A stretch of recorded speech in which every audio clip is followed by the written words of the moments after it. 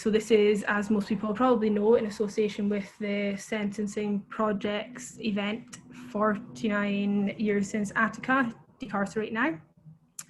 And that's to do with getting people out of prison in general, but obviously with the current COVID situation as well, making it all the more paramount. So as most of you are aware, or certainly people who are involved in any form of prison reform or have a loved one inside, there's an ongoing crisis in America of mass incarceration. Nebraska has its own unique problems. It doesn't have the biggest population by any means. It doesn't even have the biggest overall population of its neighboring states, but it is the second most overcrowded in the whole of the US after Alabama currently by numbers. So it really is something that flies under the radar a lot of the time, and I know people I've spoken to, even who are involved in nationwide prison reform, are really surprised to find out that that is the case. Really surprised to find out how bad the problem is overall, and in all honesty, the little that's been done about it. It's definitely a situation I see as fixable, and I know a lot of other people do as well, if we just kind of have common sense policies, if we have the right people in the right positions that are fighting for this to happen, essentially.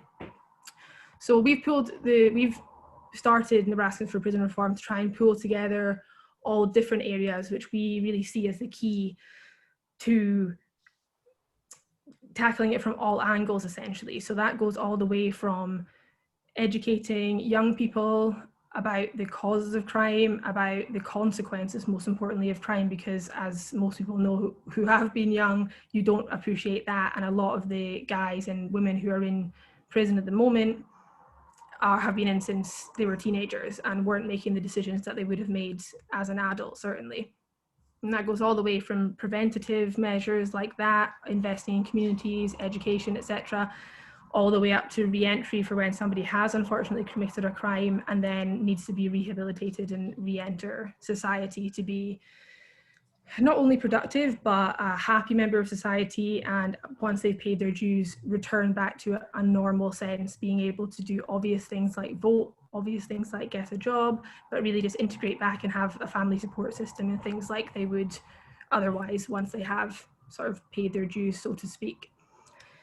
So we'll be covering a lot of topics with the speakers. I'm sure you've seen me posting about all the great things that are going to be spoken about. So that'll be rehabilitation, as I said, sentencing structure, which is a big one. Nebraska is quite an over-sentenced state, so life without parole is used more liberally than it may be in other states.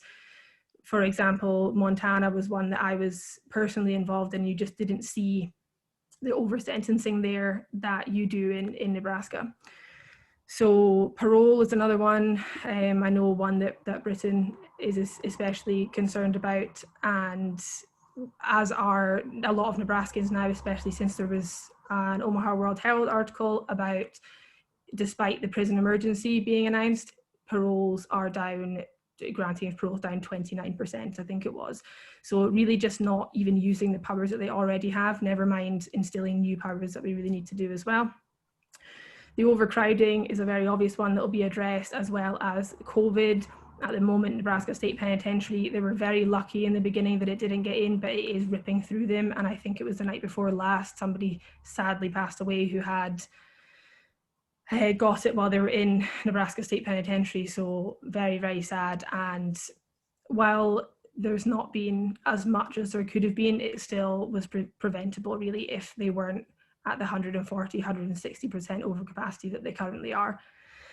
Other things, Megan Hunt should be joining us, and she'll be talking about the bills that unfortunately didn't go anywhere in the last session of the legislature, but hopefully will be reintroduced. So we'll be asking her about that. And community corrections, another thing that I know Destenie is going to speak about from the Mental Health Association, of alternative housing, things that can be done to get people out of a more traditional prison setting that is not only expensive, it's extremely ineffective at the moment, and just we just aren't getting the value that we need to from taxpayers' money. Re-entry, as discussed, programs that are being carried out, such as a thing called intentional peer support, which is really forward thinking in Nebraska. Nebraska is the first state, I believe, to put in a fully effective program with, I think it's 80 hours training that the people have to do, and it's being rolled out throughout the facilities. It allows people to become mentors sort of thing, and to de-escalate situations that maybe staff can't handle if it requires someone that people are more familiar with or they feel are not a sort of authority figure, because the important thing about it is there's no power imbalance in a peer support relationship. So really, really great thing, and we'll speak about that. Restorative justice will be covered. One of our speakers actually has a recording from somebody in Nebraska State Penitentiary explaining about restorative justice that they are trained in, which is absolutely amazing, a really good summary of that. And there'll be people in as well who are sharing their experience either in, as Jason will do in a second, or people who have volunteered and never been involved themselves with the system, but their view from outside.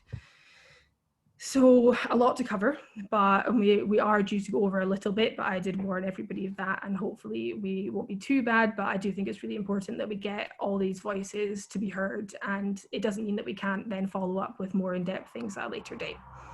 So housekeeping is very simple. Zoom webinar seems to be something that is very user-friendly so far. All attendees are automatically muted, so there won't be any hand raising or anything like there would be in a sort of domestic meeting. There is a Q&A section though, which I believe is, I think, at the top right hand side for attendees. And if you type in any questions, I'll be monitoring that, and I can ask any questions at the end of each person's slot is the current plan.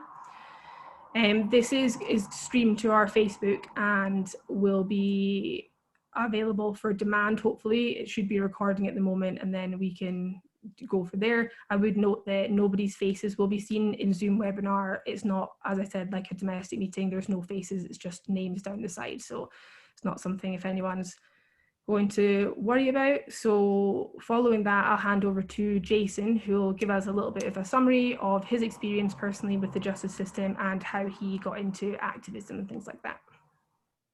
Yeah, I'll just go real quick because we have quite a bit of people, and I think one of the most important things we should remember about conversations is that it's an opportunity for all of us to learn. And that's how I kind of moved forward in my life. I went through a bunch of trauma, foster homes, and eventually I started making decisions that harmed myself and others, which led me to prison system. In the prison system, I didn't get nowhere near better, if that's what the terminology we want to use is.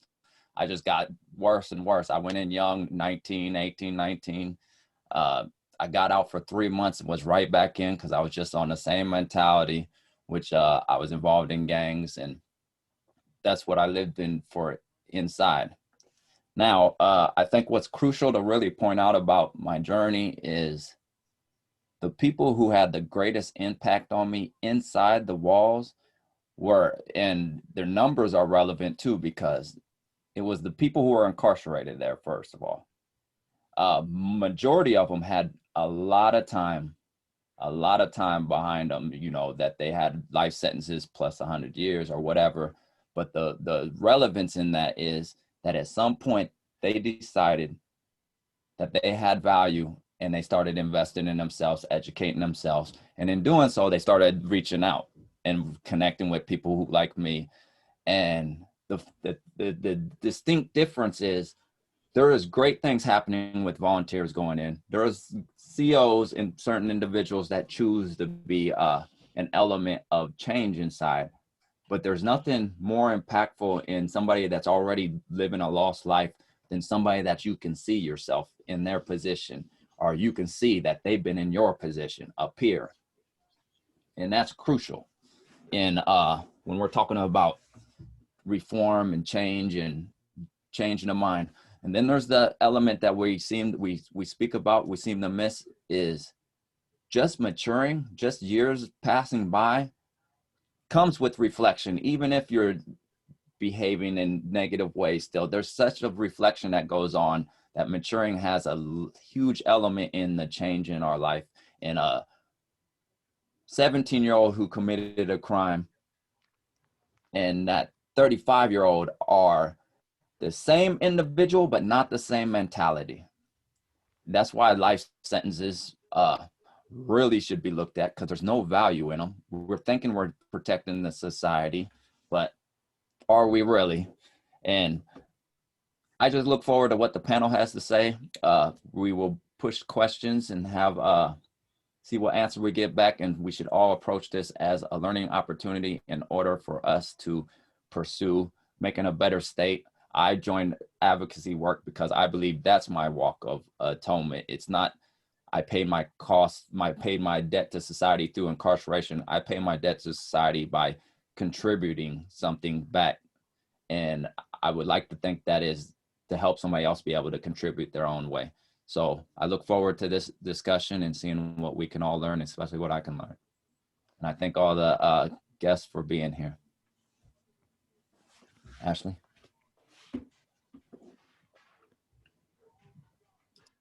That's brilliant. Thank you so much, Jason. So I've already covered the housekeeping, and we'll just go straight on to our first speaker, who's James Garbarino. He's a professor at Loyola University in Chicago in psychology, and he's written the book Miller's Children, which is about life sentences for juveniles. So I will not take up any more time, and I will let him continue. Thank you, Ashley. Am I live now? Okay. Well, thanks for the invitation to be with you. I've been working as a psychological expert witness almost entirely in murder cases for about 30 years. I'm a developmental psychologist, and I point that out because most of the psychology that's been in prisons has been clinical psychology, where the focus is making diagnoses and in a limited way offering a treatment in response to those diagnoses. On the other hand, you have what mitigation specialists do, which is essentially developing a social history, which is a biography. Developmental analysis is really an attempt to bridge those two fields in a sense. It's to bring developmental history to the diagnoses, which are kind of static, and also to take the biography, the social history, and organize it conceptually around concepts that come from developmental psychology, attachment, for example. So I've been doing this, as I say, for almost 30 years. In recent years, the focus has been on the resentencing of guys who were eligible for resentencing under Miller versus Alabama, which many of you know, the Supreme Court ruled that mandatory life without parole sentences for juveniles were unconstitutional. And there have been a series of follow-up decisions to make that retroactive, to expand it. The sort of the new frontier in that area is extending the age range for those protections upward from age 18 to age, let's say, 25. The rationale for all of this is it comes right out of developmental psychology, developmental neuroscience. An amicus brief that was filed with the Supreme Court made the point that human brains don't mature until about age 25. And therefore, in a sense, everybody before that is not playing with a full deck. And though the issues that they're particularly weak on are decision-making, which people professionally talk about as executive function, making good decisions, anticipating costs and benefits, weighing costs and benefits, and so on. And then emotional regulation, which is the ability to manage one's emotions, to understand them, to understand the emotions of others. And juveniles up through age 25 are particularly weak on those two things, both of which are very relevant to acts of criminal nature. Now, as I said, most of my work focuses on juvenile murderers. And I've been involved in something like 100 of these juvenile resentencing cases. This book that Ashley mentioned, Miller's Children, reports the results from the first 40 of those cases. And it's an effort to try to explain why and how development works in incarcerated individuals. As Jason said, it's a dramatic to see how maturity can bring a different perspective on one's life, even in prison, and provide the basis for transformation beyond simple rehabilitation, transformation to something very different. And certainly my life work at this point is trying to bring justice to those individuals who have been sentenced, in most cases, to life, or what are often called de facto life sentences that technically are not natural life sentences, but they're long enough that the expectation will be that the sentenced individual will die in prison. So that's a little bit of context for this. At least in the juvenile murderers, many of whom I'm now seeing 20 years later, 30 years later, recently interviewed a guy who had committed a murder at 16 and was now 72, was seeking resentencing. I think he's the only guy I ever interviewed who was older than I am at age 73. But I want you to understand that this is not simply a matter of making mistakes. This is usually a matter of growing up in a developmentally toxic environment. And one measure of that that's very easy to see is something called the Adverse Childhood Experience Scale. I'm hoping some people are familiar with that. It's a series of 10 questions, essentially about bad things that could happen when you were growing up. It's promoted by the CDC as an instrument. And the reason why it's gained such credence is it has enormous predictive power. 10 relatively straightforward questions, but the score you get from 0 to 10 accounts for an amazing amount of the variation in health issues, blood pressure, susceptibility to cancer, early death. But what's really brought it to our attention is that it's very relevant in predicting social difficulties. It accounts for about half of the variation in depression, suicide, and substance abuse. Now, is that a lot, half? Well, most everyone knows that smoking causes lung cancer, but smoking only accounts for about 12 to 15% of the variation in lung cancer. About 19% of people who get lung cancer have never smoked. But we understand that it causes lung cancer in the sense that it powerfully predicts who will get lung cancer, who won't. So what the CDC is saying is that this 10-question instrument is about 3 or 4 times more powerful in predicting substance abuse, depression, suicide, and criminal violence than smoking is in predicting lung cancer. So that's an important part to start with, why it's so powerful. Now, most Americans, when they fill this out, get a score of 0 or 1. About 2/3 of Americans get a score of 0 or 1. So that gives us a little bit of an anchor point. Only 1% of Americans get a score of 7 or more. Only 1 in 1,000 get a score of 8, 9, and 10. Now these questions deal with psychological abuse, sexual abuse, physical abuse, family disruption, neglect, living with a substance abuser, living with someone with mental health problems, living with someone who goes to prison. And I should point out, they don't ask, were you abused? It's very neutral in that sense. It asks about specific behaviors, and it's up to us to interpret it.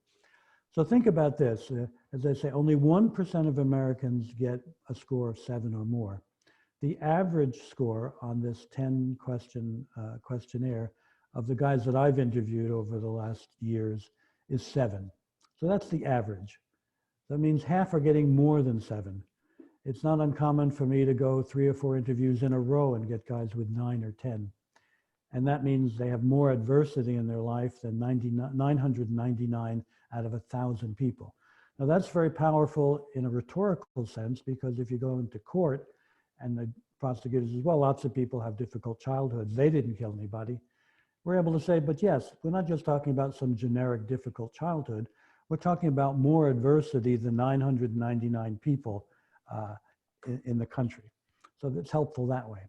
It's also helpful in getting the process going for a guy who wants to become rehabilitated, who wants to change, and even people who want to help him, because it forces the recognition that you're not starting from scratch when you make a decision to get better. The way I usually explain it is, most kids have a backpack growing up. And so every one of the yeses on this 10-question item is like a rock, and you're putting it in your backpack. And so it's not surprising if you're carrying around 7 rocks in your backpack that this baggage weighs you down. Now, the other thing I always say with the guys I'm interviewing is, if we gave this questionnaire to guys you grew up with in your neighborhood, how many of them would get a score like you? Let's suppose you had a score of 7. And they, they usually say, well, all of them would have a score that bad, or 90%. And then they always say, what if we gave this to 100 guys at random across America? And I try to define random, 2 from every state, urban, rural, suburban, rich, poor, white, black, brown. And so they're sort of getting an estimate of how common they think their experience is. And it's very common for them to say, well, the country as a whole, at least 50% will have a score of 7 or more. And when I tell them that, no, it's not 50%, it's 1/10 of 1%. It's not 50 in 100, it's 1 in 1,000. They're often shocked because it's the first time someone has really explained to them that they've been carrying around this weight on their shoulders. And this weight is significant, it bows you down. I was talking with one guy, a very sort of, imagine your stereotype of the really tough gang banger, gang leader, criminal. And his score was 9. And when I told him that was only 1 in 1,000, he literally started to cry, that no one had ever explained to him the weight he was carrying around. And then life begins to make sense once you understand this. And it becomes the starting point really for this process of transformation and rehabilitation. So I want to focus on that, the sort of developmental issues involved in rehabilitation and transformation. One thing that we've learned, I think, is that there are people who will not be able to rehabilitate or transform. The Supreme Court in the Miller ruling said they called those who are irreparably corrupt or irreparably harmed. And they said it might be necessary to have life in prison sentences for those individuals because they can't be saved. Recently, a psychologist named Carol Holden looked at the research and came up with a list of 14 characteristics that seem to indicate somebody is likely to be in this very rare category. I say very rare, nobody knows what percent that is. Among teenage murderers, it might be 5%, which means the default option, 95% of the time, we can presume that rehabilitation is possible. It may take a long time, it may be a very difficult process, but it's possible. But listen to the 14 things that Carol Holden talks about. This is an official checklist. These are the variables or the factors to think about. And I suspect they're relevant beyond juvenile murderers to others who are involved in juvenile crime. The first is looking back, and these are almost all looking back kinds of things. So this is if you were a parole board, or if you're trying to advocate for resentencing for someone who's been in, particularly if they came in as teenagers and now are at least 25 at the time. Because until they're 25, they don't have a mature brain to bring to bear on these tests. And that makes it even more difficult than it would be otherwise. One guy said to me, my 25th birthday, I woke up and he said, it was like a light went on. And I said, what the heck have I been doing with my life? I've got to turn things around. Now that's very dramatic, but it's very consistent with the idea that it's not until 25 that you're really playing with a full deck. So listen to these. First one is poor disciplinary history with little evidence of improvement. So the guys who are in this tiny category of the irredeemable just don't behave better even after they get to be 25. The second thing is ongoing criminal behavior. Now this, of course, is affected by the kind of prison you're in.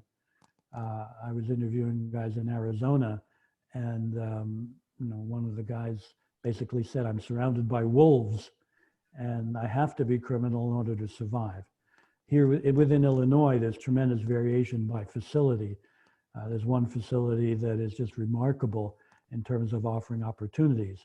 There are a couple of others where really is sort of a dog-eat-dog world. But this is the second thing, ongoing criminal behavior. The third is violence. So it's not just criminal behavior, but violence, particularly predatory behavior. Individuals who continue to be predators past age 25 are really raising the red flag that they may be in this category. The next one is continuing gang involvement. Again, there are situational factors. In some places, it's very difficult, if not life-threatening, to try to disaffiliate from a gang. But this is one of the measures that where it's possible, is there continuing gang involvement, or has there been a process of moving away from gang activity? The next one is failure to benefit from educational programming. The research shows that if you get a GED while you're incarcerated, that's a positive sign for post-release success. And again, speaking with the Illinois system that I know best, there are facilities in Illinois where there's essentially zero educational programming. And then there's a place like Stateville where you can get an actual bachelor's degree from an Ivy League, from a Northwestern university. Other universities are active. There's tremendous opportunities. So if you were in that facility and you didn't benefit from educational programming, this would be predictive. If you're in another facility like Menard, which is down in Southern Illinois, where they don't offer anything, this wouldn't be so predictive because you have to be able to look at it in light of, was there an opportunity to benefit from? The next one is a poor work record. Have you been unable to succeed in work in prison? The next one is failure to benefit from psych or self-help programming. Again, is it available is the first question. I want to come back to that in a minute. The next one is related, lack of insight, lack of treatment amenability. Again, hold that in mind because I'll come back. The next one is lack of insight, lack of treatment, amenability, I said. The next one is criminal attitudes. The next one is lack of remorse. Now, for many guys, that's a complicated issue because if they are innocent or if they're maintaining their innocence, expressing remorse is a kind of lie because they're not sorry because they didn't do it. So that's often a complicated issue. Current antisocial personality disorder or psychopathy. Clearly, one of the groups that's sort of immune to rehabilitation are psychopaths because they have no willingness or ability to profit from positive opportunities. There was a study in Canada in which they taught empathy skills to inmates. And when they analyzed the data, at first they found sort of a weak effect because they were looking for it improving their relationships. And then somebody suggested they analyze the data separately for the psychopaths and the others. And they found for the others, those who were sort of normal, it did improve their empathy skills. But for psychopaths, they treated it as a workshop on how to improve their manipulation skills because they're just not getting it about human connection. Now, antisocial personality disorder is a very controversial diagnosis in clinical psychology because people often take it as a trait rather than a description of where somebody is now. But there is growing evidence that even those who are diagnosed early with antisocial personality disorder can change. It's not a fixed trait.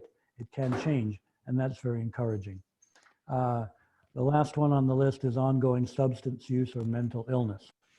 So the point is that all of these are guidelines about who is able to engage in rehabilitation and transformation and who is improbably going to do that. It may be a miracle that they do, but we can't really program for miracles, I guess. Now, I mentioned a couple of them deal with insight, I asked for clarification. You said the last one was substance abuse and mental illness. Are you saying that that's part of the list of they're not likely to be rehabilitated? Yeah, that's one of these 14 risk factors.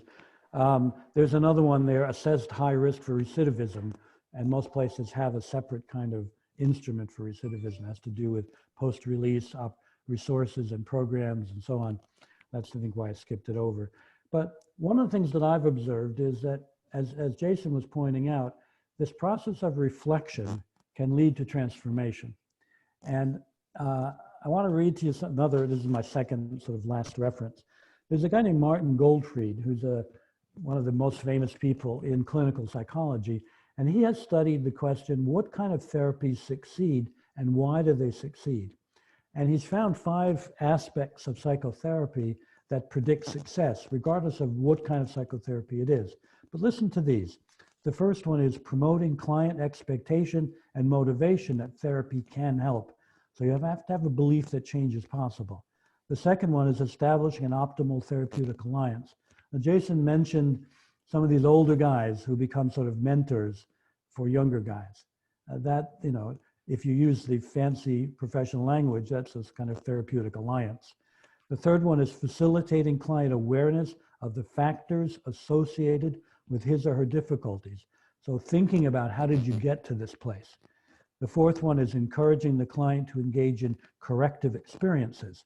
It's not just a matter of changing your thinking, it's a matter of doing things that reflect that changed understanding. And the last one is emphasizing ongoing reality testing in the client's life. Now, what I was struck by reading this is that the guys that I've interviewed who've succeeded in rehabilitation transformation have informally put together all 5 of these things through their relationship with older inmates, whatever psych programming there is, often through reading. And there's research that shows that writing about trauma is more therapeutic than just talking about it. And so literacy becomes an important mental health resource as well as a rehabilitation resource. And it's a way to reshape your identity, particularly if you come from a group that's exposed to racism. One of the guys I worked with was, as many African Americans are, had Native American heritage. Something like 30–40% of African Americans have some Native heritage. And he was, particularly Indian looking, and his street nickname was Indian. And he took a lot of crap for it. And it was a negative feature of his identity. When we gave him the book, The Black Indians, which is about this, it gave him a basis for a positive identity and sort of a place to stand in the world. So the point is that we can understand this process of rehabilitation and transformation, not simply as a miracle or not simply as a decision that you make, but as a process that is rooted in understood psychological phenomena. And the more we're able to encourage this, the better we'll be in arguing that people have changed and have merited release and should be released. Now, here in Illinois, as I said, the big frontier now is making the case that developmental psychology says the Supreme Court made an error when it cut off Miller at age 18. That was a political decision. That wasn't a scientific decision. That the underlying research said it should go from up to age 25. And we're now trying to argue, and the courts have begun to see that. In California, they've responded to that, and they've upped the age at which automatic protections come in. That's happened in Illinois as well. In Illinois, I think they put it up to 21. So there is movement going on this around the country, and it grows out of this understanding of human development as it's applied to these guys. So I know I said I would keep within the time, Ash, and I think we pretty well have. So I will stop there and say you can obviously follow up on all of this if you can get hold of my 2018 book, Miller's Children. If you're not dealing with youth, you could go back to my 2015 book, Listening to Killers, which is more broadly about adults and not so much on juveniles. Okay? No, that's absolutely amazing. Thank you so much. And the 2015 one is not one I've read, but I've already definitely advised you of my being a fan of Miller's Children. So that's amazing. There's a couple of questions. I think, yeah, Jason's got one of them. So the first one was... respond to one on a personal basis, but you could ask it if you want. I did want to say, when you was talking about, and I'm not going to say it long, we was talking about the different Illinois, right? Illinois, yeah. So you was talking about no education here, high levels of education here.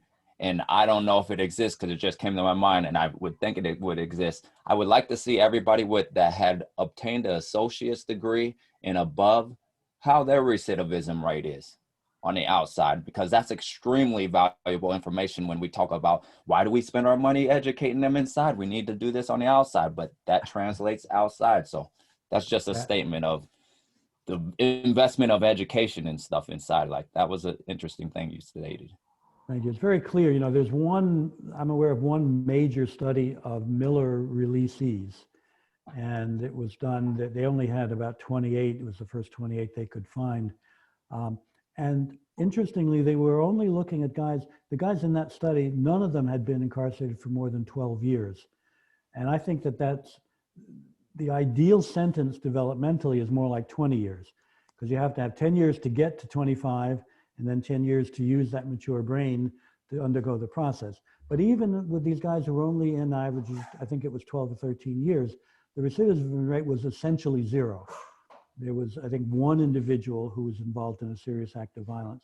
And that's pretty remarkable, given that they all had been sentenced originally to life for committing murders as juveniles.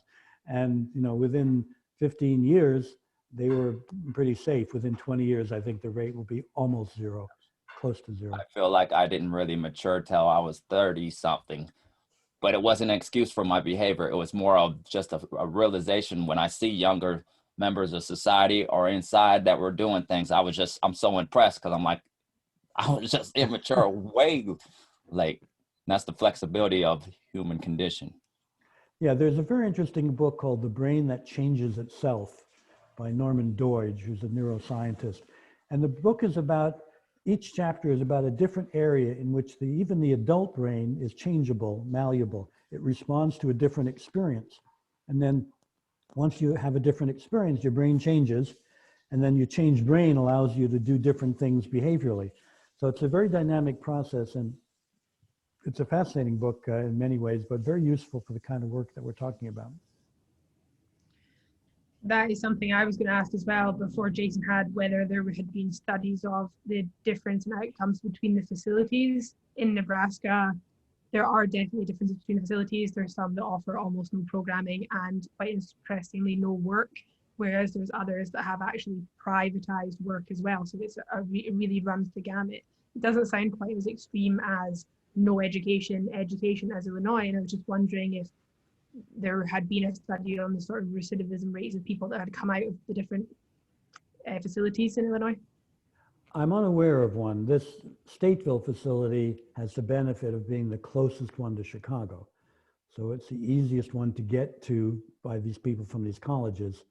And every time I would go, I obviously haven't been there because of COVID for a while, but every time I would go to interview somebody there, there'd be some, you know, I spoke at a couple of the college level educational programs. So some of it, you know, some of it may have been a more receptive warden. Some of it may have just been the proximity to Chicago. But I'm unaware of any research that's looked at the developmental impact of that, but it's hard to imagine there isn't some.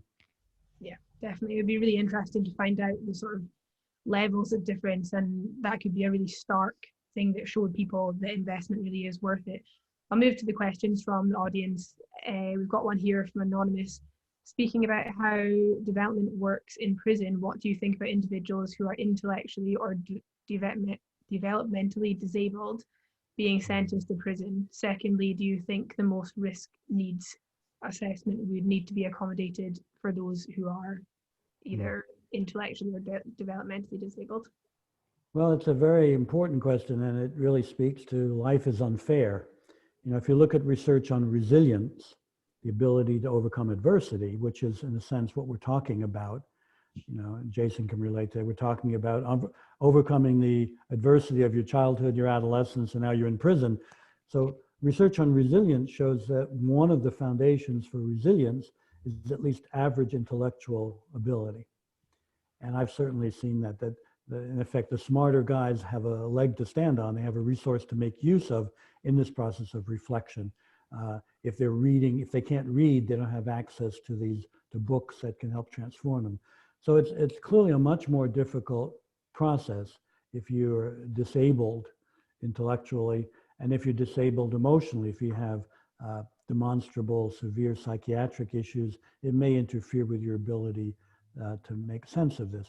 It's not an open and shut case. It's not a yes or no answer, but if you look at it from the point of view of accumulating all the assets and resources you have, you're deprived of one of them if you have these disabilities.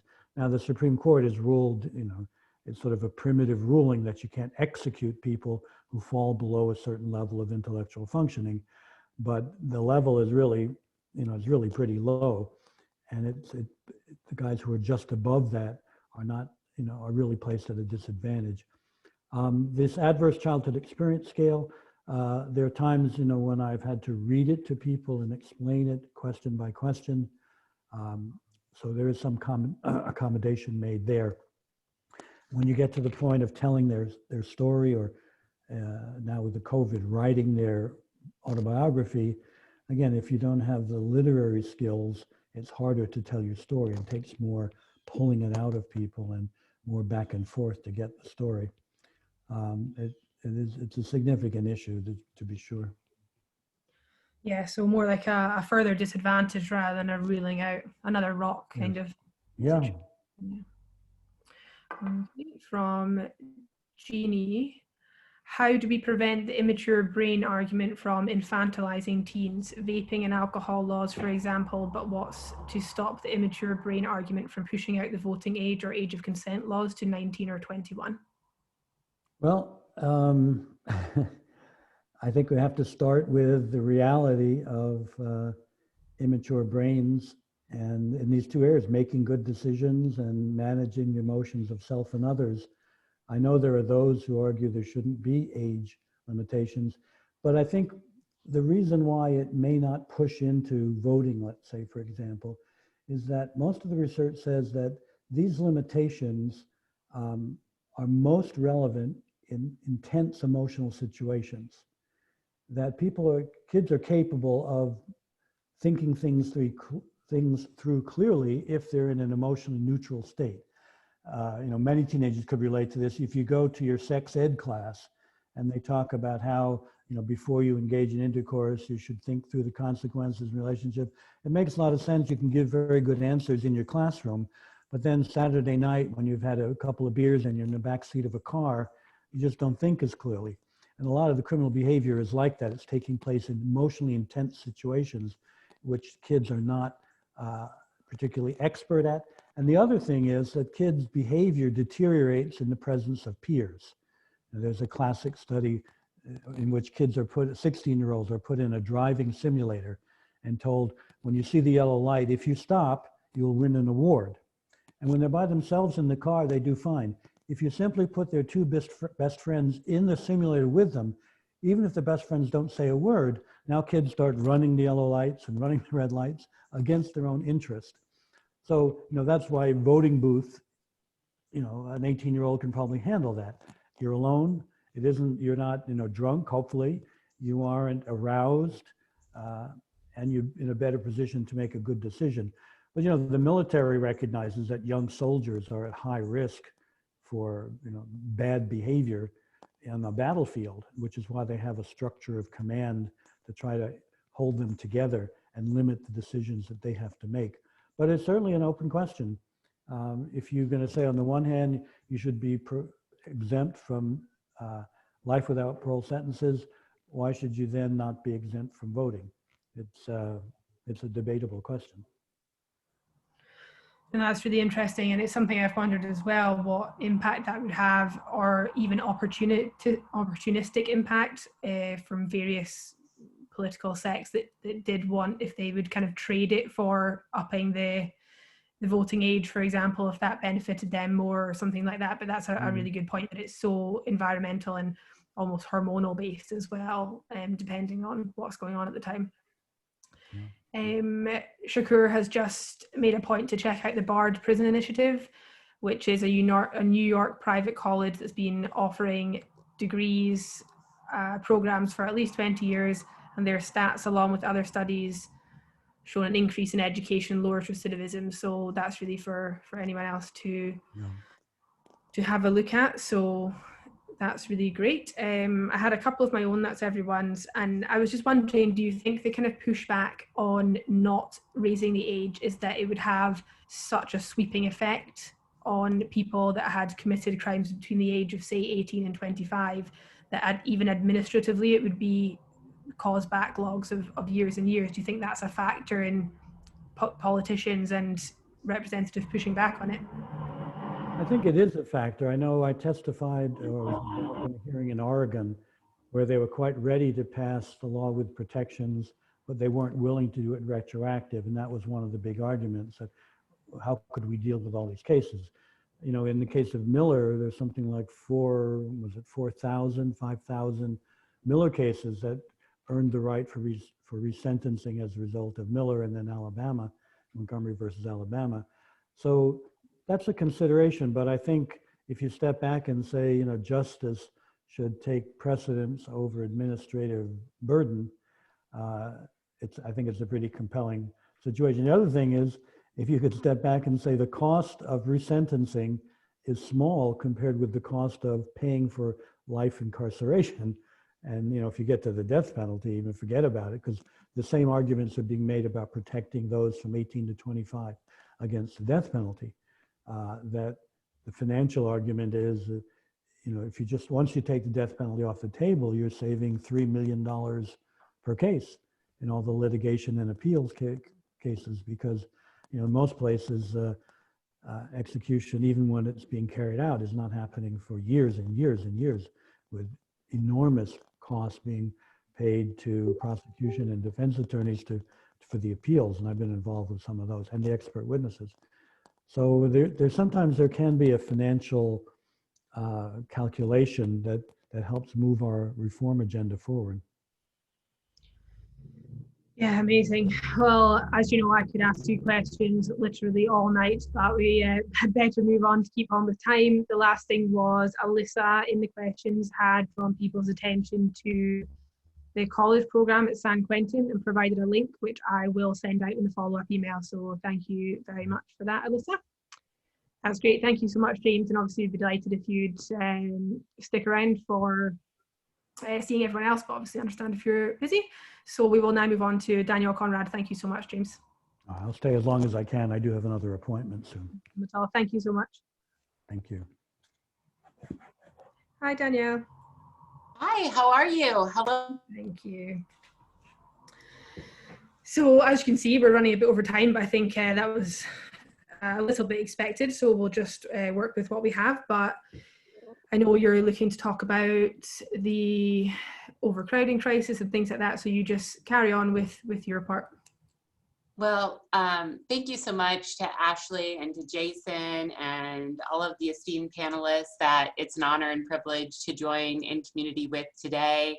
And Nebraskans who are presently incarcerated that are joining together to add good ideas about advocacy to address some of the issues before our state, and of course our national partners, which are helping to convene this effort as well.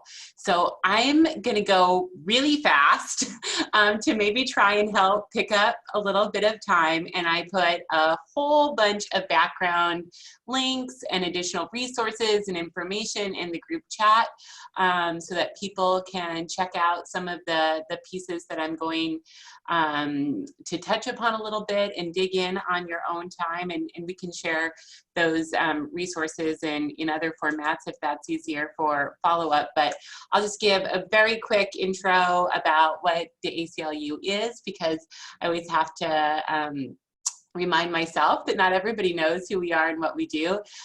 Just give some top lines information about mass incarceration in Nebraska, talk a little bit about some of the drivers that we see in this crisis of mass incarceration and racial injustice, and then tee up some of the solutions that our organization and our partners have identified to help move forward in Nebraska in regards to these issues. So the ACLU of Nebraska has been around for 50 years in our state, and of course we're part of the broader network of ACLUs that span across the country, and our national organization has been around for 100 years. We work to protect the civil rights and civil liberties of all Nebraskans in the courts, in the halls of power, and through community education and organizing and empowerment strategies. So those are the main tools that we use to do our work. And as I said, our work really spans the waterfront, fighting for those civil rights and civil liberties that we all hold so dear under the US and the Nebraska Constitution. So today I want to focus not on some of the issues we're perhaps best known for, like free speech or reproductive justice or our immigrants' rights work or voting rights work, but really hone in on mass incarceration and racial injustice, and talk a little bit about where we are in Nebraska and where we would like to move toward. So today, and this is always a statistic that garners a lot of audible gasps, as in the before times when we were going around doing public education in person at various different groups across the state. But today, our system of mass incarceration in Nebraska has grown so unwieldy that about 1 in 10 Nebraska kids will have a parent in the criminal justice system at some point. So think about what that means for Nebraskans who are incarcerated, for their loved ones, for our communities, and for our shared prosperity and our shared future goals. When we start to really appreciate the gravity that mass incarceration has on all of us. I think it's also important to note that we can't talk about mass incarceration without equally talking as voraciously about racial injustice that fuels mass incarceration. And study after study shows nationally in our sister states and right here in Nebraska, at every single juncture in our criminal justice system, there are significant and persistent racial disparities that we absolutely have to lift up and address in a clear-eyed way, particularly amid this long overdue reckoning on racial injustice and criminal justice deficiencies that our community and our country are immersed in. I think you already touched upon this, Ashley, and it will be no surprise to many of the incredible leaders on this panel, but perhaps for some in the audience, that, you know, we take a lot of pride in who we are as Nebraskans, as we should, and we like to be at the top of a lot of those lists that are out there for state-by-state rankings. And this is one of those lists that Nebraskans really don't want to be at the top of, and that comes with the revelation that, as you noted, Nebraska remains the second most overcrowded prison system in the country, behind only Alabama, and has held that dubious distinction for some time. So I just wanted to make sure to lift that up. System-wide, our prison system is literally in an overcrowding emergency that was declared in July 2020, just a few months ago. And our system has typically is operating at about 160% of capacity, with some individual institutions at 200% and 300% of capacity. So of course, that extreme overcrowding and then the extreme under-resourcing that goes into that, that is part of this broader policy discussion, really exacerbates racial injustice, mass incarceration, and the human rights abuses that flow therefrom. So the other piece that I want to make sure to lift up as we're painting the picture is that, as the Nebraska Department of Correction notes, well over 90% of Nebraskans who are presently incarcerated will one day return home to our communities in Nebraska. And so it's again important to draw that through line about how mass incarceration actually impacts every single one of us in Nebraska in terms of taxpayer impact, in terms of moral impact, and in terms of our shared public safety goals. So how did this happen? How did we get to be at this point in time? And we really see this as no one singular issue or strategy or tactic or activity led us to this point, but rather it was a series of poor public policy choices, politics at its worst, and a host of different stakeholders within the criminal justice system exercising discretion in a way which exacerbates and contributes to this phenomenon of mass incarceration and racial injustice. So the first piece that we hold up, we talk about it as the State House to Prison Pipeline at the ACLU of Nebraska. And you can see in the chat, I put one of our recent reports detailing this. What this is an examination of how policy choices, particularly at the state legislative level, to continually double down and make existing criminal sentences longer, or to criminalize new behaviors. Those are really the two primary drivers in the legislative arena that we see exacerbating mass incarceration. So you can see law after law, year after year, passed before the Nebraska legislature, increasing penalties and increasing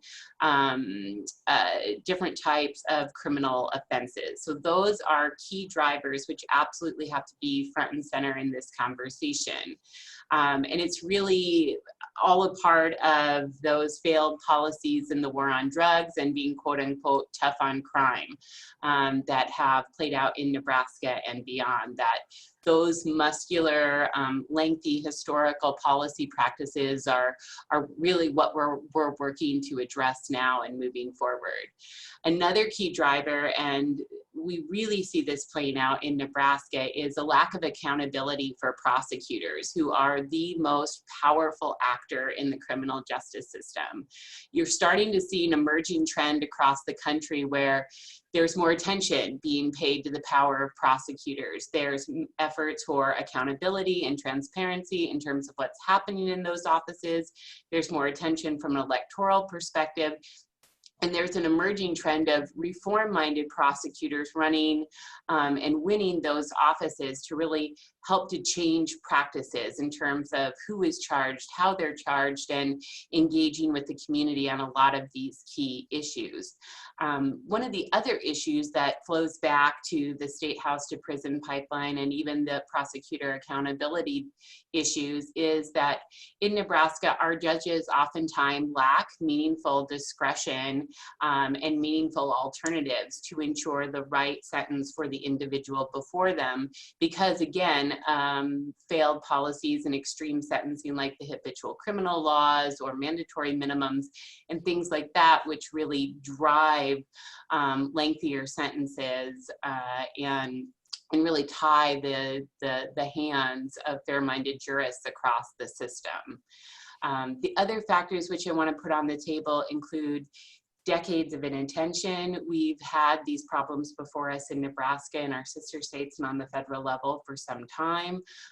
It's really just now starting to gain more traction and public awareness about the gravity of these problems and what we need to do to start addressing them. I know that you'll talk a little bit later with some incredible experts, far more so than I, on the reentry side, who can also talk about how the brokenness in the parole system and a lack of reentry support contributes and exacerbates to the system of mass incarceration in Nebraska. And then finally, the other piece that I want to make sure to include in the dynamic is just the political considerations that go into all of these different issues, whether it's at the state legislative level, the governor's role, the executive branch's role, and how these pop up in campaigns and in the post-term limits era in Nebraska. I really truly believe that one of the greatest barriers to more meaningful reform and a continuation of some of the reforms that have been implemented is just that increasing partisanship and the nastiness of those individual re-election campaigns, instead of having state senators who were able to maintain a more nonpartisan, independent tradition and history in our Nebraska legislature, and who had longer relationships with their clients and their voters to take up some of these tougher issues than they can when facing just one re-election campaign to continue their work.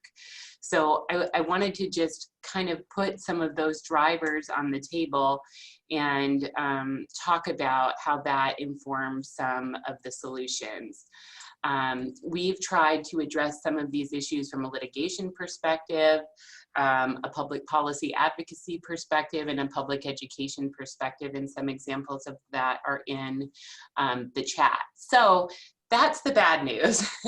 The good news is we don't have to figure this out on ourselves, all by ourselves, about how to come through this crisis. We can look at the sound experiences of our sister states and even the federal government to a certain degree recently to find a path forward. And I think it's also worth noting that even though there is a lot of political divisiveness surrounding these issues in Nebraska presently, criminal justice reform is actually an area where we see rare and important bipartisan support in our sister states and on the federal level. And that's something that we can also learn from in Nebraska, I think, and have an opportunity to build out. So how do we fix it? We need to really look at enacting what we call smart justice reforms. And I put a blueprint for smart justice that really goes into great detail about many of these reforms in the group chat. And you can find those on our website as well if you Google it. But I think it's really important to note that Nebraska cannot afford to build our way out of this crisis. It will literally bankrupt us from a fiscal perspective and a moral perspective. And the ACLU actually just completed first of its kind polling in this regard this summer in July 2020 on the heels of the overcrowding crisis declaration and in the wake of the announcement that the Department of Corrections and Governor Ricketts' administration were exploring building a massive new prison under a private lease build kind of arrangement. So I think what's really interesting to see from that, and which hasn't been a big part of the public debate thus far, but we're hoping the polling helps to inform that dialogue, is that Nebraskans across the political spectrum by wide margins do not want us to try to build our way out of this problem. They see the taxpayer burden very clearly, and they also have a very common sense perspective, not only about being rooted in fiscal and being a fiscally conservative state, but they also know that the current system and the status quo is broken and it doesn't work. It's the most expensive and least effective way to address these issues before us. So Nebraskans by wide margin, and you never see numbers like this in political polling, want Nebraska lawmakers and stakeholders to invest in things that do work and that are a better value from a fiscal and a moral perspective: diversion, problem-solving courts, and building up mental health care and behavioral health care in particular, recognizing that those are drivers of incarceration and that should be met. Those behavioral health and mental health issues should be met with a public health response, not a criminal justice response as they presently are. So we definitely encourage all that are watching to take a look at that polling and learn more about it. And it's already prompted a lot of really, I think, insightful discussions with state legislators as well, and will help to tee up the budgetary discussions before the legislature in 2021 as they explore that proposal about whether or not Nebraska should build a massive new prison under a private lease build kind of proposal. So the other thing that I will just make sure to lift up is that we also do have to talk about infusing resources inside the prison system as it stands presently today to ensure that there are appropriate opportunities for programming and services and rehabilitation, because that's one of the most frequent concerns that we hear from Nebraskans who are incarcerated and their loved ones. Is the lack of basic programs and services, whether that's medical care, mental health care, or the ability to access programming to ensure success before the parole board or upon reentry. So that's something that we absolutely have to equally invest in to help us move forward in Nebraska. And then on the back end, there's, of course, innovations in parole to try and reduce the number of technical violations and provide more opportunities for Nebraskans to be successful at those critical stages in reentry. And there's a whole host of policy issues and options kind of on the back end as well that Nebraska legislators and leaders should take a second look at. And many of these come without a price tag, but can be incredibly effective at encouraging pro-social behaviors and reducing recidivism. Things like, I'm hoping perhaps Senator Hunt talks about, she's been such an incredible leader for removing barriers to public assistance to help people transition back to their communities upon reentry. Things like removing arbitrary barriers to voting rights, which is been demonstrated to be an effective tool at reducing recidivism and ensuring stronger participation in our democracy, which Nebraska has really unfortunately failed to move forward on, despite the legislature passing some of those pieces of legislation. Governor Ricketts has vetoed some of the bills in the voting rights context. And then also talking about things like second chance employment and reducing arbitrary barriers, whether it's in terms of professional licensure or removing barriers to ensure opportunities in the private employment market, for example. And again, we're so fortunate in a system like we have to have the experiences of our sister states, which are these great laboratories of democracy. And we can see that states, even with a very similar political landscape to Nebraska, have embraced common sense, smart justice reforms, have reduced prison populations, have advanced our shared public safety goals, and have saved taxpayer dollars. Just one final note before I'm happy to answer any questions and maybe help make up a little bit of time today. But I know from being an 8-year member of the Appropriations Committee that's responsible for setting the budget before the state of Nebraska, that one thing that should really be top of mind for all Nebraskans is the fact that our State Department of Corrections spending is skyrocketing past almost every other agency that the state is responsible for funding and supporting. And every dollar that we invest into this broken system is a dollar we're not spending in education, is a dollar we're not spending in economic development, is a dollar that we're not spending on key infrastructure. And it's critical if we want to continue to make investments in our present and our future that we address mass incarceration with all deliberate speed, because again, if the current trajectory continues or we try to build our way out of it, that will set Nebraska on a course to bankrupt ourselves fiscally and morally. And now is the time for all Nebraskans to get engaged, to get educated, and to really start those conversations with their state senators, because they're going to be key drivers in helping us to continue down a reform path instead of a misguided policy path. I'll leave it there. Brilliant. Thank you so much. That's fantastic. And I know we've spoken before about giving the context of how much this really is costing us, as well as in the opportunities for the people that we're missing being on the outside who are currently on the inside, but simply financially, it really is just unsustainable numbers wise, unsustainable finance wise. So that's brilliant. There's a couple of questions that have come in. One from John McAllister.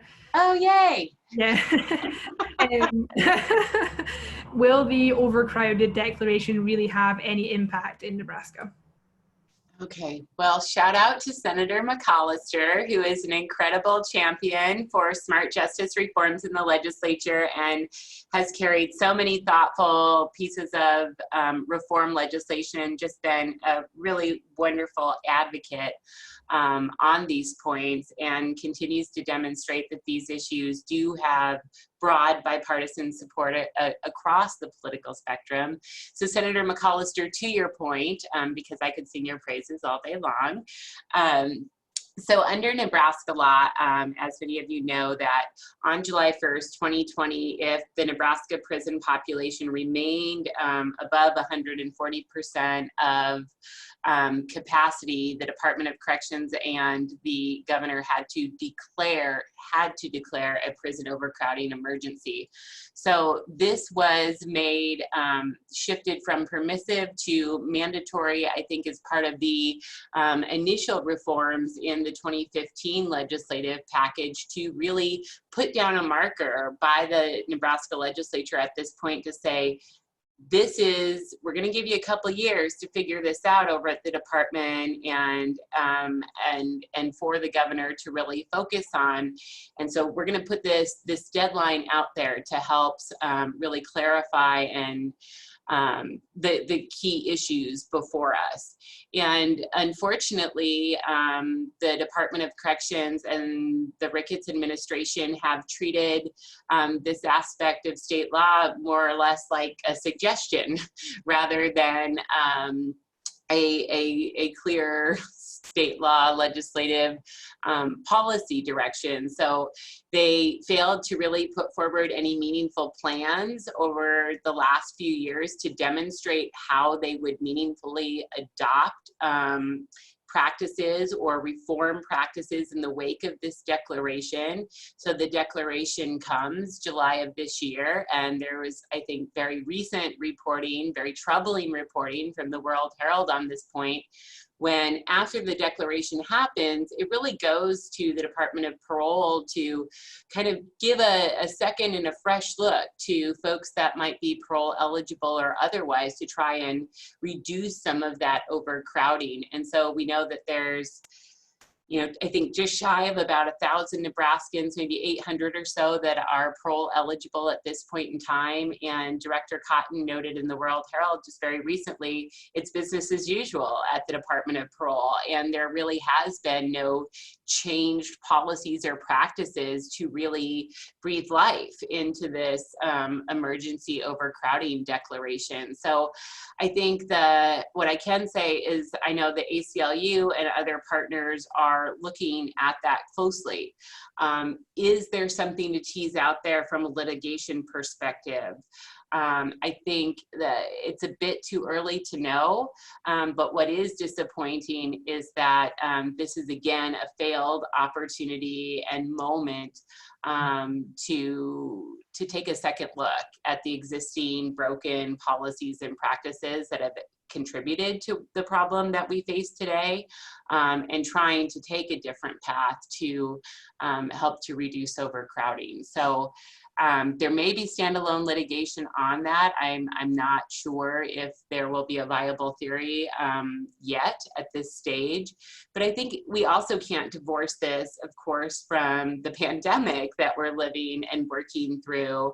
And we know that the overcrowding and under-resourcing, create such a scary environment for the impacts of COVID in a carceral system and in an overcrowded system like Nebraska's prison system. So the litigation surrounding humane release and release amid the pandemic has been met with mixed responses in other jurisdictions. And it remains to be seen whether or not something like that might play into Nebraska as well. But thus far, we did file as part of our prison overcrowding litigation an emergency motion to try and get additional transparency about pandemic plans. And that was roundly rejected by the federal courts in Nebraska just to get basic information. So the best and surest course would be to have the parole board move with all deliberate speed to really act as the overcrowding emergency declaration directs them to by the legislature. Yeah, I think it would be remiss to miss the point that the Department of Corrections, and this is more of a legal point, so I'm not a legal person, but we can all look this up. The Department of Corrections does not have the power anymore because of the separation of the Department and parole to release anybody who is eligible on parole, only people who sentence mandatory discharge. So we shouldn't miss the part where the parole board has the power to release or not release the people on parole, not the department. That's not separating the accountabilities in there, but that for all of us in the general public, we should remember that. And I just feel like moving forward, maybe there should be a reflection of what that seating of the board looks like, what the mentalities are look like. Because if the mentality is only harsh punishment, what type of results will we get? Is this the results we will always get? Just something for all of us to think about, that I've been thinking about. No, definitely. Yeah, that's a really good point as well, that accountability needs to land in the right places for it to be most effective. Another question we had, two similar ones from Inez and Teela, about what you think the best strategies are for kind of humanizing the problems that we have, specifically the overcrowding, or just generally within the system within Nebraska. Yeah, those are great questions. I'm so happy to see Teela on this call. She's such an incredible advocate. But, you know, one thing that I think can be helpful to ensuring more Nebraskans understand the gravity of these problems and the impacts of these problems is also something that takes a great deal of courage sometimes. But because our system of mass incarceration is so big at this point in time and touches so many Nebraskans' lives and so many families' lives, it's really important that we work to reduce the stigma so that we can tell those stories and talk about how this system ensnares too many people and how the status quo really doesn't keep us safer, but really just throws folks away and gives them very little opportunity to be successful when they come home, and how that really impacts us all. So I think the more people that are willing to speak out and share their stories at coffee shops, kitchen tables, with their state senators, writing those letters to the editor, on social media, each and every one of those actions really makes a positive difference in helping people understand the human impact behind all these statistics. Yeah, I definitely think that's so important to get the stories out. And one of the things that we've done to achieve that is made a booklet which will be sent around in the follow-up email of what's termed transformation stories, which were written by guys in Nebraska State Penitentiary, and about how they've gone from, you know, their previous, like Jason was talking about, and matured over time, and what they're doing now, what they've done to reform themselves. And a lot of them, if not all, are serving life without parole. So it's a different dynamic even to have no hope whatsoever and to create your own. So that's definitely something people might find interesting. And we've got a couple more questions. Anonymous has asked, what's happening, if anything, at the front end to the ebb and flow of our state prisons? Can NDCS even hope to release enough to impact the numbers if there's no reform up front and people keep coming to prison? And I know that was recently actually answered in a different thing that I saw with Lathrop, saying that at the current rates we're going to be at least 200 extra bodies per year indefinitely, no end in sight whatsoever. So I don't know if you've obviously got anything to add to that, Danielle. I would point to the same, and then also to the recent news releases from the Department of Corrections, which really are striking, that due to overcrowding and due to COVID concerns, that they're literally not receiving new admissions at this point into the prison system. And we know that some of the recent trends showing either a hold steady or a slight decrease are really all about that front end and changed practices, both with police practices in the county jail, but also just those transfers from county jails into D&E and otherwise post-sentencing. And, you know, it's just really going to put more pressure on the county jails and those facilities, which are also overcrowded and under-resourced and becoming COVID hotspots. So there's not a lot of hopeful things happening on the front end presently, but I do think that there are opportunities to really build out those problem-solving courts, really build up mental health and public health services instead of building up criminal justice responses to a lot of these drivers. And that's something Nebraskans agree on, and that's something that gets us a better return on investment morally and fiscally. Yeah, that's brilliant. That's definitely the case. The last point was Kenneth has just said the Pro Board operates from a fear of making mistakes and not from tracking all of the successes, and the public doesn't give them the opportunity to not be perfect, which I think is a really good point, and that shows that we really need to get the press on board in Nebraska as well too. I know it's a difficult thing to ask the press because they're driven by sensationalist stories, but to just really be careful about sensationalizing things that are going to have a really bad impact on the state in general, because that's not in anybody's interest. Yeah. Well, thank you so much for your time, and we'll leave our contact information. And again, it's an honor to share space with all of you, and wanted to thank Ashley and the co-conveners for their hard work in putting this together. Really appreciate it. Brilliant. Thank you so much, Danielle. Much appreciated. Thank you. Okay, so now we have Britton Smith from Reform Alliance, which is, for anyone who doesn't know, the organisation that was started by Meek Mill and includes people such as Jay-Z. Lots of people are really interesting. It's another one we'll include details of in the follow-up email, because it's a really fantastic organisation with a lot of amazing backing that I think would really going to help humanise the problem and make it something that is much more mainstream for people to be involved in. So that's really, really interesting. And if you just want to start off, Britton, just talking about what you guys are doing and stuff. Absolutely. Well, thank you all for hosting this panel and this discussion. Very necessary. Thank you, Jason, of course, for your story and for your insight.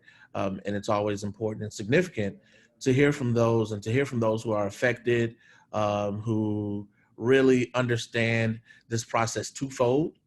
Because one of the things that we often forget and we seldom take out of context is that the individuals that are, of course, we're advocating for at Reform Alliance are indeed humans. We are, they're both citizens of this country. They're both, while they have been doing their court-appointed times or whatever is mandated of them, they are still citizens and still people, still just people in general. And that's something that we have to consider as we push for smart legislation. And it was interesting, Senator Conrade pointed out smart justice as we look to move from, we've long heard the narrative of tough on crime, you gotta be tough on crime, to moving to a point where we have to be smart on crime and responsible public safety, because good justice, smart justice, being smart on crime is good public safety. Like you mentioned a second ago, Ashley, when you take away the element of hope from individuals, there's nothing good that can come of our system in general. And Reform Alliance, we primarily focus in the aspect of criminal justice on probation and parole reform. Cleaning up our criminal justice system has to extend past the time served, past the trial, even past sentencing. While those things are direly important that we need to see changed, allowing individuals to move from prison to community supervision and then off of community supervision responsibly is imperative for us to have smart justice, to be smart on public safety. It was Georgia's Commissioner of Supervision, of Community Supervision, Michael Nail, who made an outstanding point when he said, someone on probation for longer than 2 years, after that point, you're no longer getting your return of investment. You're no longer receiving a return on investment if you have not worked and to help reform this individual within the 2 years. So legislating and mandating individuals serving 5 years and literally living and altering a lifestyle for 5 years, 7 years post-release is very dangerous, because all it does is use a lot of government resources and tie a lot of government resources to an individual who is, if in those 2 years, has reformed, has been back on track, and sped up the time to where they can reintegrate and basically combat their personal recidivism. Then if you have not been able to do that within 2 years, you need to reevaluate your parole system and probation system. The second point is, it also having something like a cap, if you will, as we've seen in several other states that we operate in. There's a major piece of legislation we're pushing in California. California Bill AB 1950 is something that we're pushing to put a cap on probation. I know there are maximum terms, but which are essentially caps, but putting these caps on there allow those who are, probation officers to responsibly execute resources to put someone on a timeline and on a track to reintegrate to society successfully. And it was mentioned earlier that this type of work with parole reform and probation reform has seen some great bipartisan legislation at every level, from the different states we operate in, where we're operating in some things in Iowa, in the neighboring state of Iowa, where we're looking at some legislation in Pennsylvania, California, as I mentioned earlier. We've seen some great bipartisan support, even federally, being a part of the team that worked to ensure the passage of the First Step Act. And it's essential that you understand that it is bipartisan. However, one of the things that we have to still maintain is that it's an ongoing effort. And the sad reality is, oftentimes legislators feel that, we did criminal justice reform this year, we don't have to touch it again. So we've passed a piece of legislation in 2019, that's it, let's move on. What's next? Combating that, as we like to say, that criminal justice fatigue.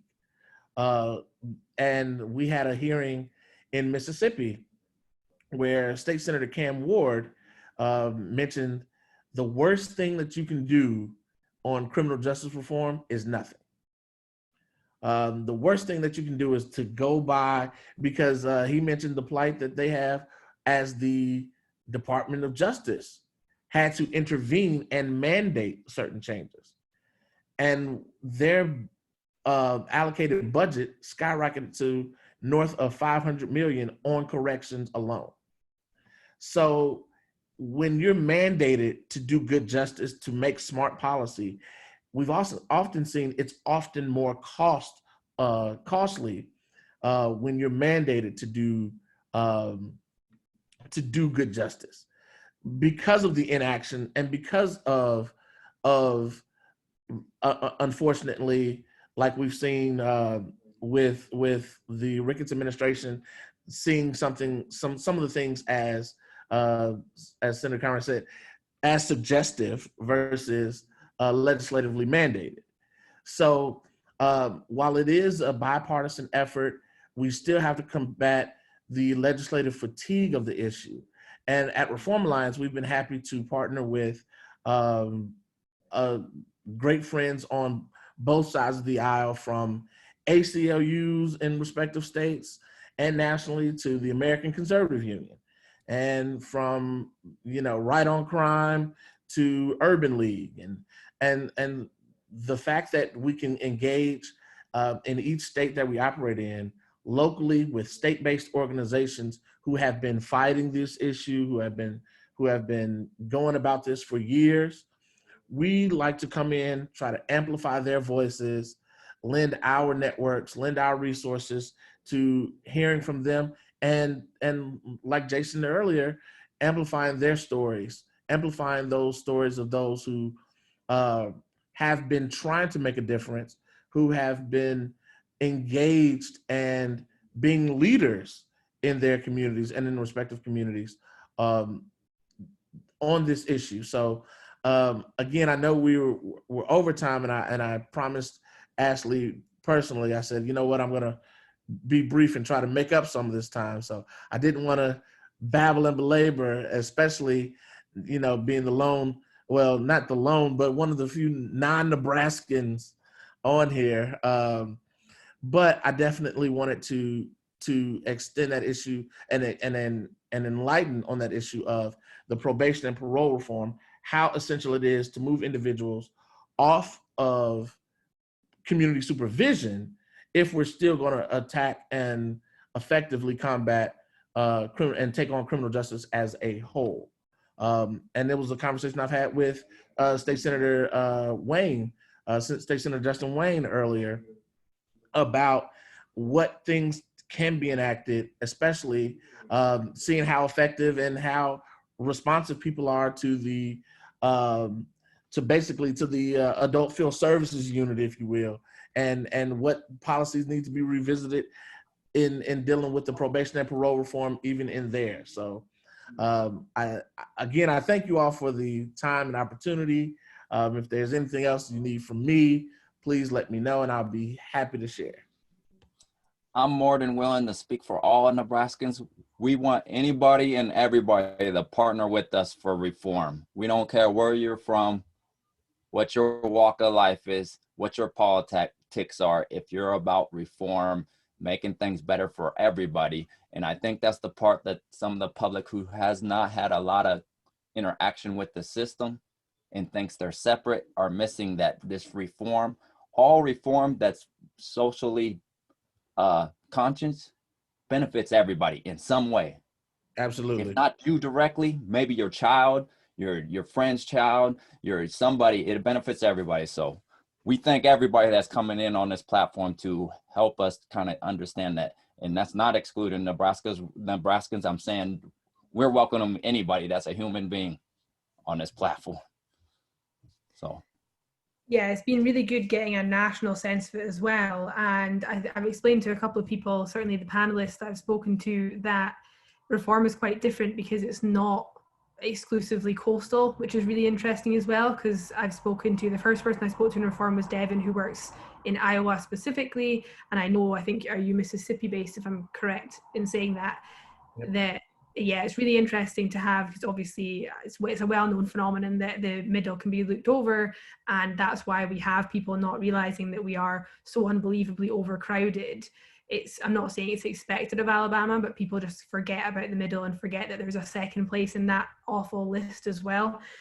So I think it's great points as well. The responsibility for rehabilitation, I don't think falls enough with the corrections department, that if somebody comes out and reoffends, of course they are personally responsible, but if you gave them no tools in any way to reform themselves, you are also at fault, and you can't expect people to always overcome actual hurdles you put in their way to not reoffend. So that's a really interesting point, and not one you hear very often. The other ones about alternative housing is really covered in our agenda as well, which I know you've seen, and it's so key to just get people out of this lock and key mentality that the whole of a sentence or every sentence has to be served behind prison bars. It's very archaic. As you say, it's tough on crime, it's not smart on crime, it costs the taxpayers hugely. And as you were saying, Jason, that everybody's impacted by it. Everyone's impacted morally, but certainly every single person in every single state is impacted financially, because as Danielle said, every penny that is going to corrections is not going to something that could benefit a whole community. Corrections barely benefits a community, especially when it's not done properly. So that's absolutely true. And in our agenda, with the small steps, the kind of interesting thing about it, and especially it being written by people who have been involved in the system and are still currently incarcerated, the amount of people that small actions takes out of the system, there's a lot of different points in the agenda that I know everyone's received prior to this, that actually add up to 4,000 people out of a system that is only incarcerating 6,000. And the financial possibilities for that are literally endless if you start taking out that amount of guys over the next 10 years of what it could go with. So the national problems and the Nebraska problems overlap quite a lot, which I think you've done really well. And we've got one question. I'm not sure if you'll be able to answer it. If not, we can certainly kind of look it up and help Jeannie. But she said, do you know how people convicted of sex offences are to be included in Step 2 legislation? So that's arguably sex offenses, capital murder, and of course those violent crimes such as capital murder are arguably the first things are definitely the first things on the chopping block nearly at each state we engage in. And it's unfortunate because especially as we start to look at even the plan that you outlined for Nebraska to reduce its population over 10 years, those people who would qualify largely for elder release and elder parole, and those people who are actually, or as we refer to it in other states as geriatric release, unfortunately, those are individuals who are in there and serving long sentences for either violent crimes or sexual offenses.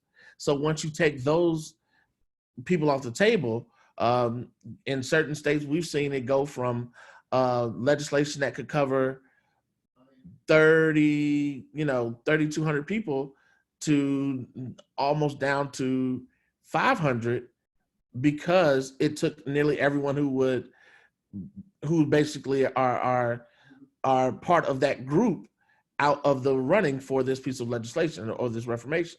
So it's going to take, I think what it will take would be, it would be, unfortunately, we've seen some of the narratives say that this is a lot of criminal justice reform is anti-victims legislation and does not give concern for victims.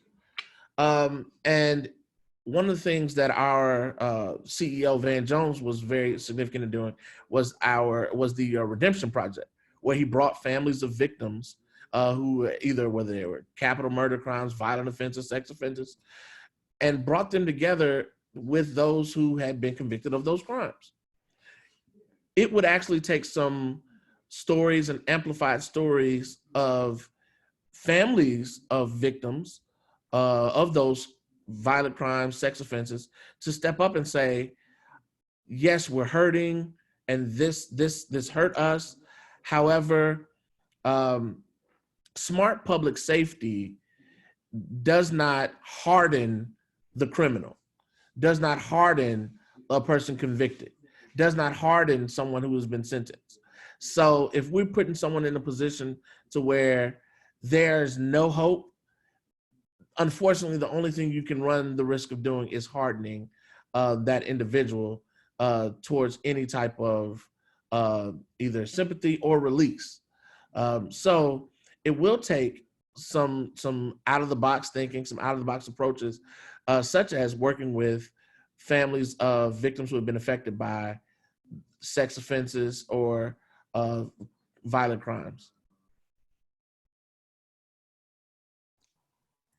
Yeah, no, it's a really good question, and it's something that it's not necessarily easy to forget when you're doing reform, but always has to be taken into account as well, just because we're looking at the problems, there's that public perception that it could be harmful to other parties as well, and that'll somewhat be covered in the restorative justice part that we're going to do later with Doug Magee and the currently incarcerated person who's given a voiceover, so that'll be really interesting. And that's fine. So, yep, perfect. Okay, so that's brilliant. Thank you so much, Britton. And any information you want to put out about Reform Alliance, just pop over to me and I'll put it out with a follow-up email. Thank you. Brilliant, thank you. Thank you. Right, Senator Megan Hunt up next, I think. Hi there. Hi, everybody. Thank you so much to Ashley and Jason and to all the other panelists who have been here. It's great to join all of you today for this conversation. And I want to thank Nebraskans who are also currently incarcerated, especially and particularly those who have taken the time to reach out to me, to share their experiences and to share their suggestions for tackling these problems, because there have been many, many. So I consider it a great honor to be contacted by these people and to have the trust of people who are system involved to work and try as hard as I can for their best interests and for reform. My background is in entrepreneurship and activism. I'm a business owner. I was elected in 2018, and I'm in my first term in the legislature now. And learning about criminal justice reform has been one of the most fulfilling parts of the work I do, because it kind of takes my passion and my experience as an activist and the opportunities that we have to actually make change through policy. And so even though I'm not an attorney and I don't come into this conversation with that kind of experience, I work with many people like Senator Justin Wayne, Senator Patty Pansing Brooks, Senator Lathrop, and these senators have done a great job leading and educating me about these issues from both a legal and a policy-making perspective. So although I'm speaking to you from the perspective of a lawmaker, I'm not speaking to you as an attorney or as someone with a lot of personal experience with our carceral system, other than a lot of stuff that I've basically learned on the job. So I agree with a lot of what Danielle Conrade said about how the problem of prison overcrowding and criminal justice and parole and reentry has really been kicked down the line for many, many decades. And I think that lawmakers at the state level, we're term limited, we come into the job with our own agendas, and these problems get brought to us that maybe we don't have a lot of experience with, and we kind of leave it for someone else to solve. And then the executive branch ends up kind of solving it for us when we end up putting in the work to try to pass some good legislation. Sometimes that's blocked, or sometimes that doesn't get implemented. And that's a really big problem that I think more state lawmakers need to take responsibility for. I work on a lot of issues that address issues like poverty and equity. I work on legislation like allowing people with drug offenses in Nebraska to receive SNAP to get food assistance. I work on wage issues. I introduced a bill to raise the tipped minimum wage, which is currently at $2.13 an hour. I work on legislation around racial justice and equity, around voting rights, around mental health services from a very young age, including in our schools, because all of these things, all of these issues ultimately have to do with our carceral system, and they have to do with defining who it is that we ultimately value in our society. So through legislation like this, it's proactive things that we can do instead of just reactive things that can be so costly from both a human point of view and like a financial point of view in sheer dollars. Senator Danielle Conrade, who was in the legislature for 8 years before she became the ACLU executive director, had a lot of very smart things to say about that. And I'm really grateful to count her as an important mentor and advisor in my role as a lawmaker now. Some of the legislation that I introduced that I plan to reintroduce in 2021 was a bill called the Too Young to Suspend Act. And what that bill did was it would prohibit early childhood education and kindergarten students from being suspended or expelled from school. Because, you know, very young children should not be suspended or expelled from school for acting naughty, you know, only in the most extreme cases, like bringing a gun to school, which is already at the federal level, there's a law saying that you can't do that. And so it's really not something that we need to address at the state level. What we need to do is prevent children from being expelled or suspended, which then gets them right into the school to prison pipeline and makes them system involved at such a young age. And we also know how impressionable young kids are, how important it is that they know they can trust their teachers and their educators, and that the system is not working against them. Of course, this disproportionately affects Black students, brown students, immigrant students, students who live with disabilities. So preventing these young children from being expelled is a very basic building block in the solution of reform and criminal justice solutions that I think is something we should be able to find consensus about in the legislature.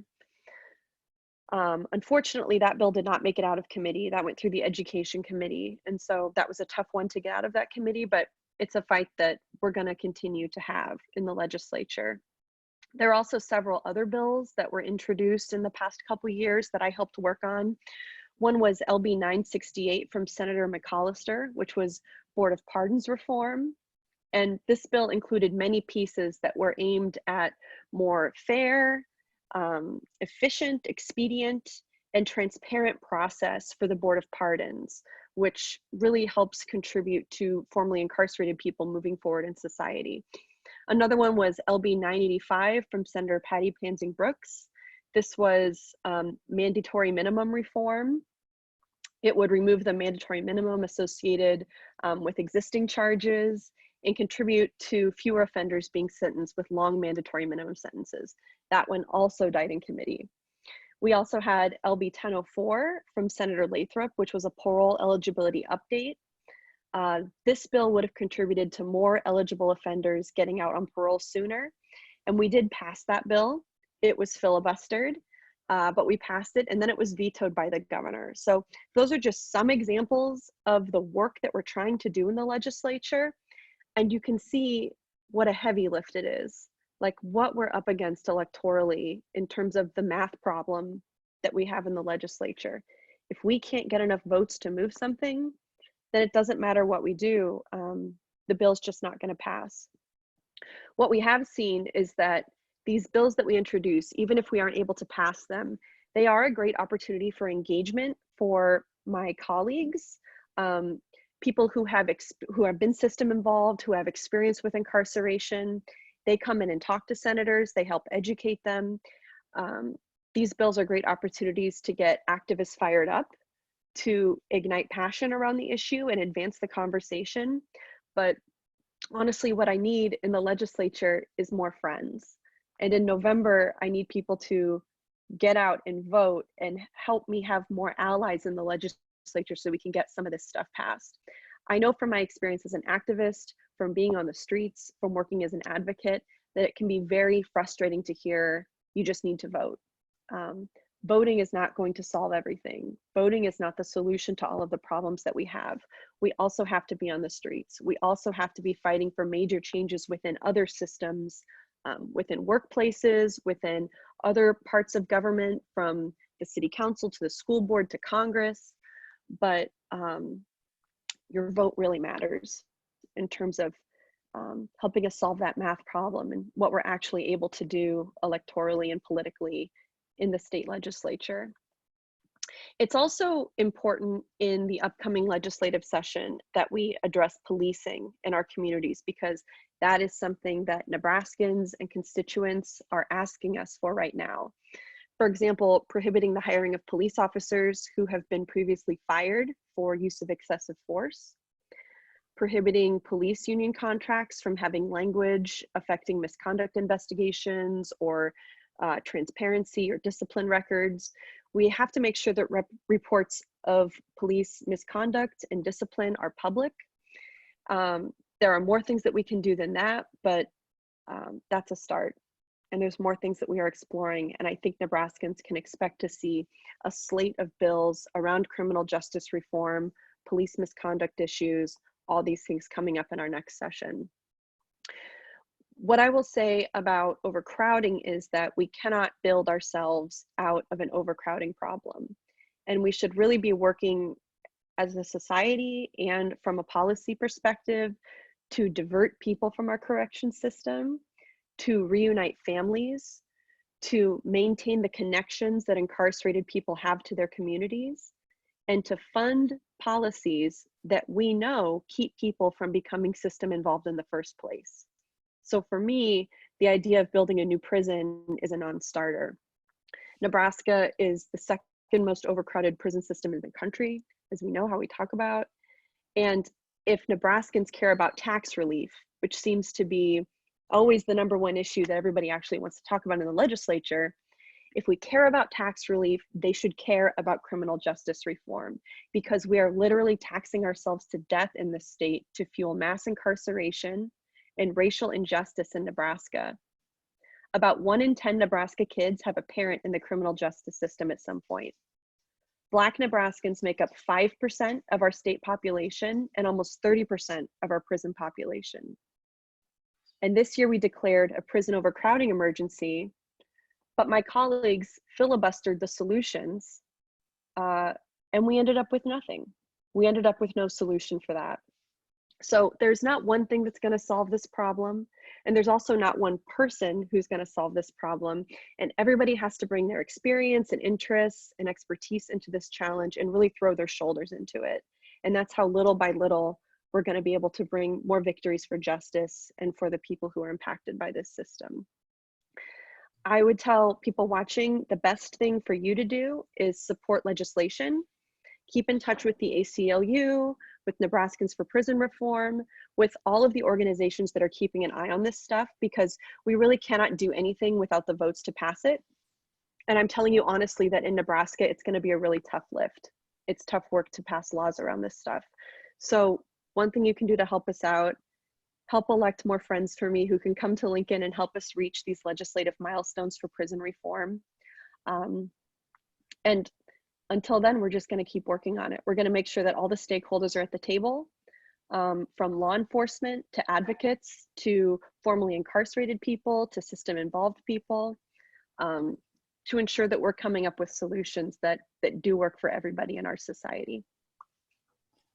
You spoke on voting, Megan, and I think so large population of the public knows about voting, and a huge population of those of us like myself, we don't know much about voting.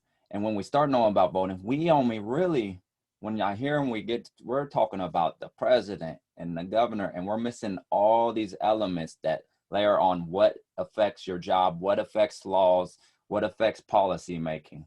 And I don't know if you have a brief overview on that or a correction for what I say, but I've just been hearing, more and more about it and realizing there's so much that we don't see because we just look all the way to the top and we think just voting the president is end all, say all, and changing the country. And there's so many layers to this. That's right. If I'm understanding your point correctly, what I would say is that, well, I'm obsessed with state and local government.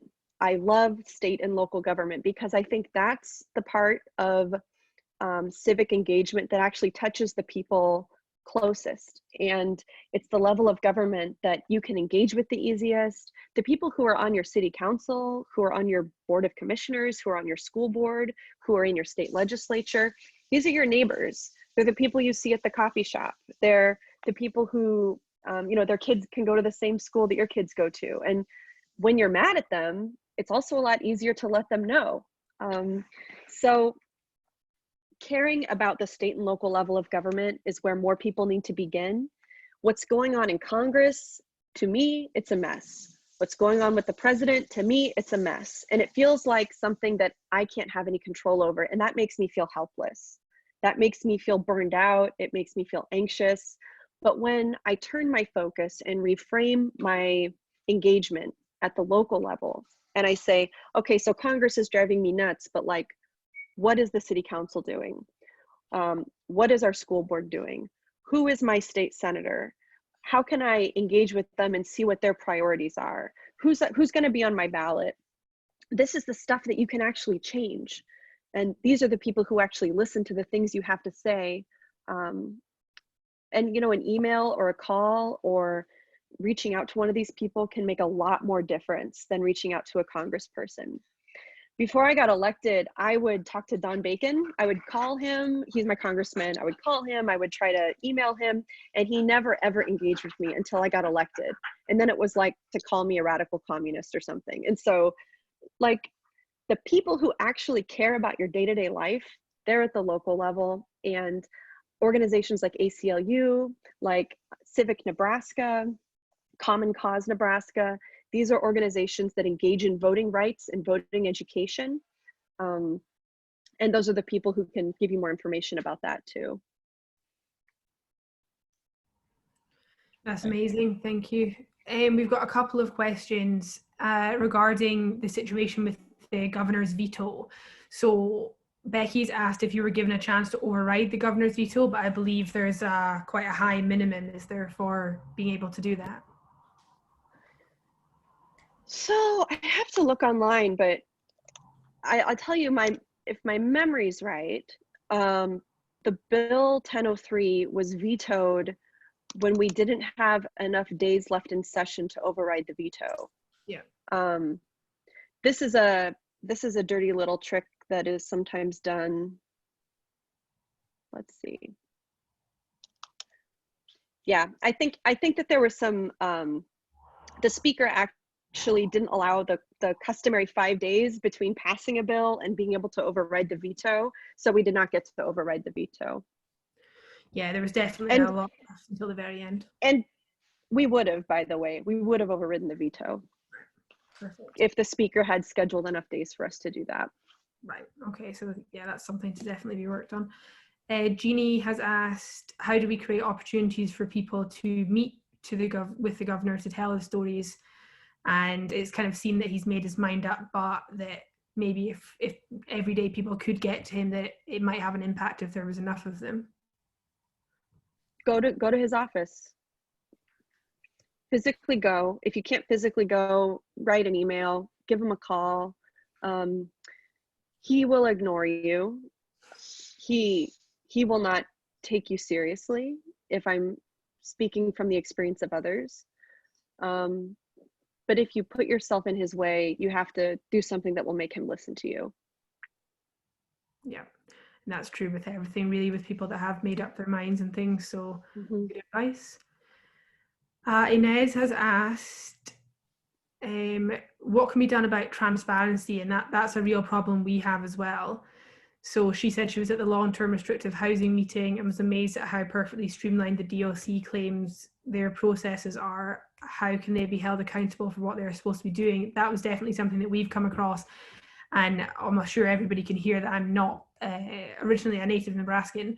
And to see the political situation where the Frakes is only answerable to the governor was quite eye-opening for me, that it was literally that. So is there any way that you know or think that could be helped with that sort of transparency? This is the kind of thing that I'm still learning about. It boggles my mind that we can pass legislation and policies and then departments just don't implement it. Because then it's kind of like, okay, well now what? Like, if they don't do it, then what do we do? And, you know, my background is not in lawmaking. I'm a very new lawmaker. So I defer to people like Senator Steve Lathrop, like Danielle Conrade with the ACLU, who was in the legislature for 8 years. And these are the people who are leading on those things. And I'm in a supporting role on those things. Yeah. Okay, perfect. It's definitely something that has to be worked on for sure. Mary has just brought to everyone's attention that there's a call-in show for the governor, if anyone doesn't know, weekly. And I'll try and find details and put that into the follow-up email as well. Obviously, everything's a little bit different when it's public as well, so that's always a sort of added element to it if you can be seen to be questioned publicly, I would imagine. So that's definitely something that we will include. Really, that's perfect. That's great to sort of know the backgrounds and what the current situation is with the legislation. Obviously, in our agenda, education is heavily featured as well to preventative measures and for funding wise. And for everyone that's interested in getting more involved, we are going to start looking at candidates for political positions, for senators, for down ballot and everything, and kind of vetting them to see what specifically their agenda for prison reform is and criminal justice reform. So that's something that we'll be doing between now and November for sure. But thank you so much again, Megan. That was really great hearing all that. Right, I'm going to change the order up slightly and have Tom Riley up next. So Tom, if you just want to take it away.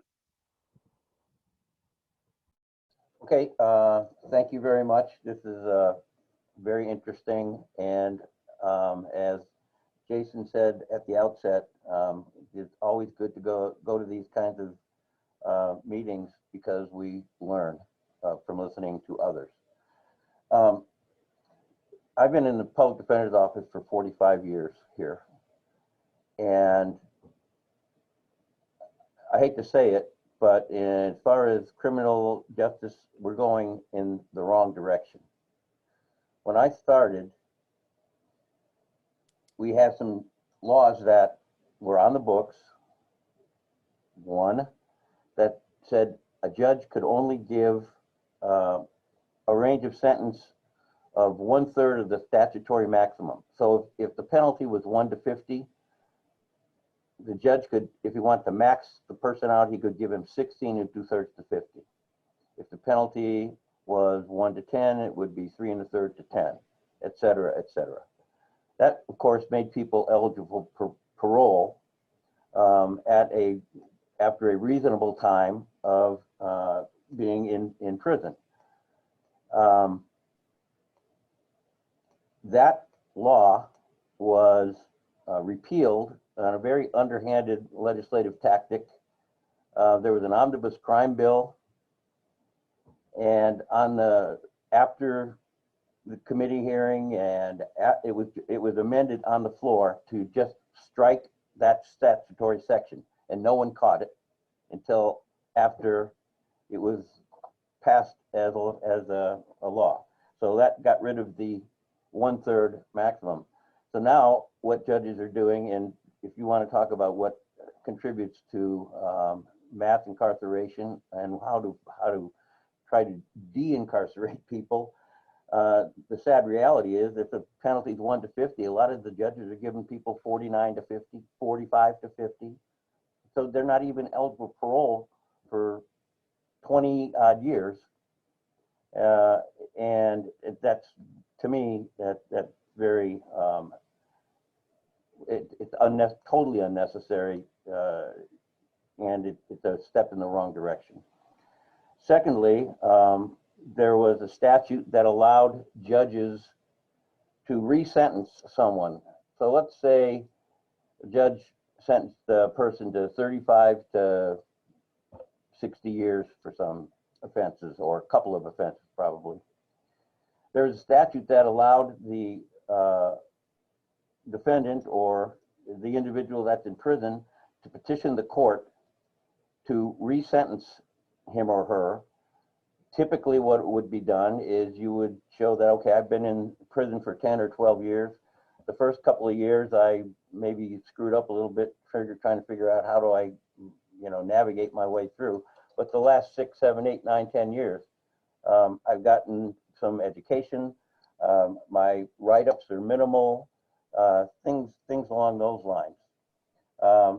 And once again, the then Attorney General Stenberg filed a lawsuit claiming that that statute was unconstitutional because only the executive branch, i.e. the pardon board, had the right to commute or change a sentence, and the Nebraska Supreme Court agreed with him. Consequently, that tool was also taken away. And Senator McAllister, I know, introduced a constitutional amendment to change the Constitution to allow the judges to go back and re-sentence someone that deserves that second chance, and maybe doesn't need to have served what the judge originally thought was the necessary penalty. And by proof. I mean, it doesn't mean everyone that gets a big sentence is going to just go in front of the judge and they're going to say, okay, you've done enough time. You'd have to make a showing that you're deserving. But those were good tools that were out there that could be utilized. And the Nebraska legislature and the Attorney General's office and the Supreme Court have taken those tools away. Senator McAllister recognizes the only way to get that reinstated is to have a constitutional amendment.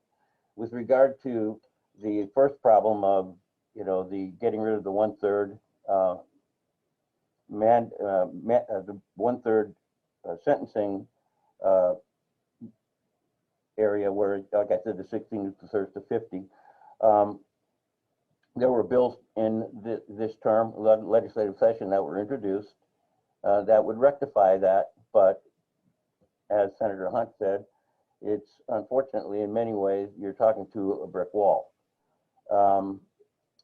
several years ago when the overcrowding crisis was coming to the floor, people were recognizing, oh my God, we're in a mess here.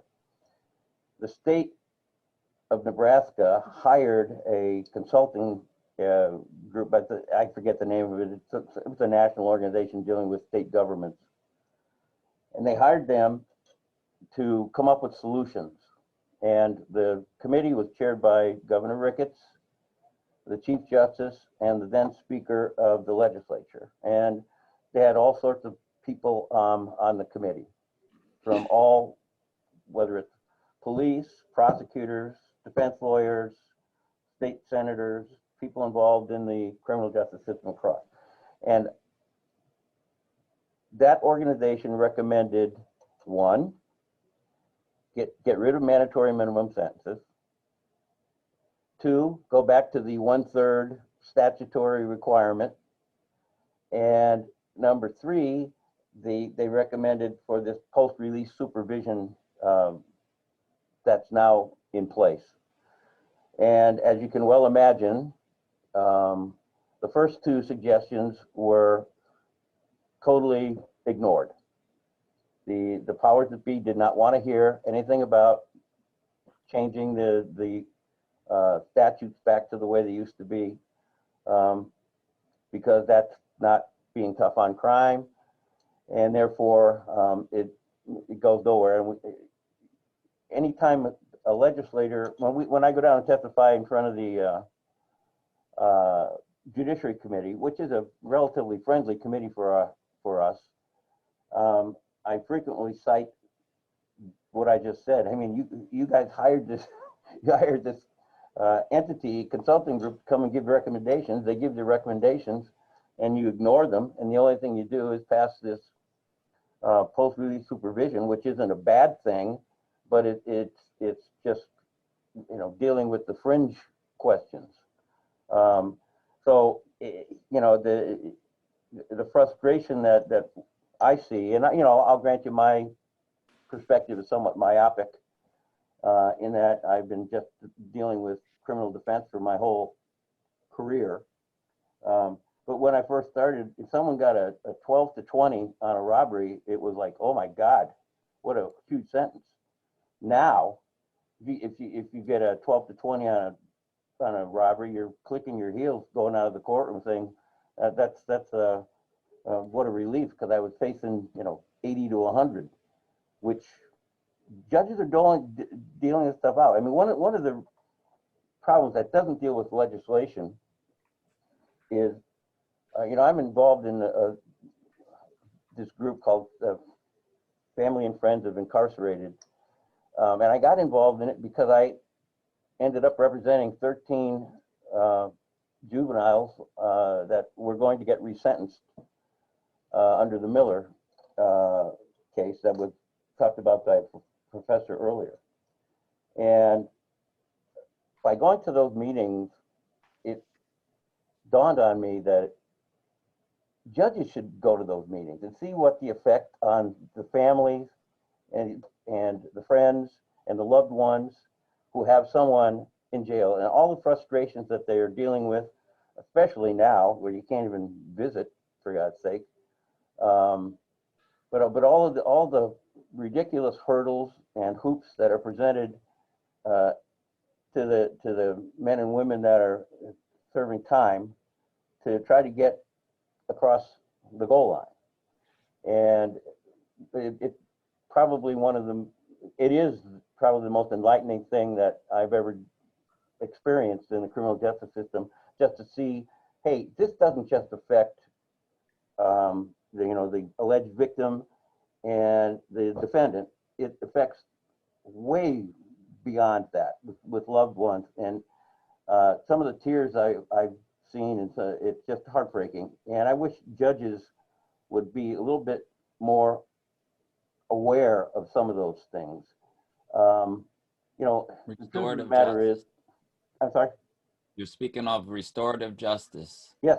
The element of the judges being, because it works on all sides, is like in my circle, like on the side where you committed offense, You shouldn't just be isolated from everybody. You should see the harm that you've done so you can get a greater understanding. When you have the ability to pass judgment over a life, no matter what they've done, you should also see the effects of that you have on that life from then throughout the whole time you made that judgment, and the family and the victim. It's a circle. It's a good point. You know, the sad reality is, and a lot, if you go around the state of Nebraska and look at the district court judges that are appointed over the last 2 decades, they're almost all former prosecutors. You know, that doesn't necessarily mean they're all evil, because there are some prosecutors that are decent souls. But talk about me being myopic. They're even more so myopic. It's almost to the point where they think that they represent the victims when instead of they're supposed to be representing the state of Nebraska. And you know, obviously, you know, victims have a role in the criminal justice system and should have some input. But you know, prosecutors, as someone said earlier, the amount of power that they wield is immense. And you know, when they become judges, maybe sometimes they soften up a little bit as time goes on and they start seeing more of the other side. But it's a tough go, especially at the beginning.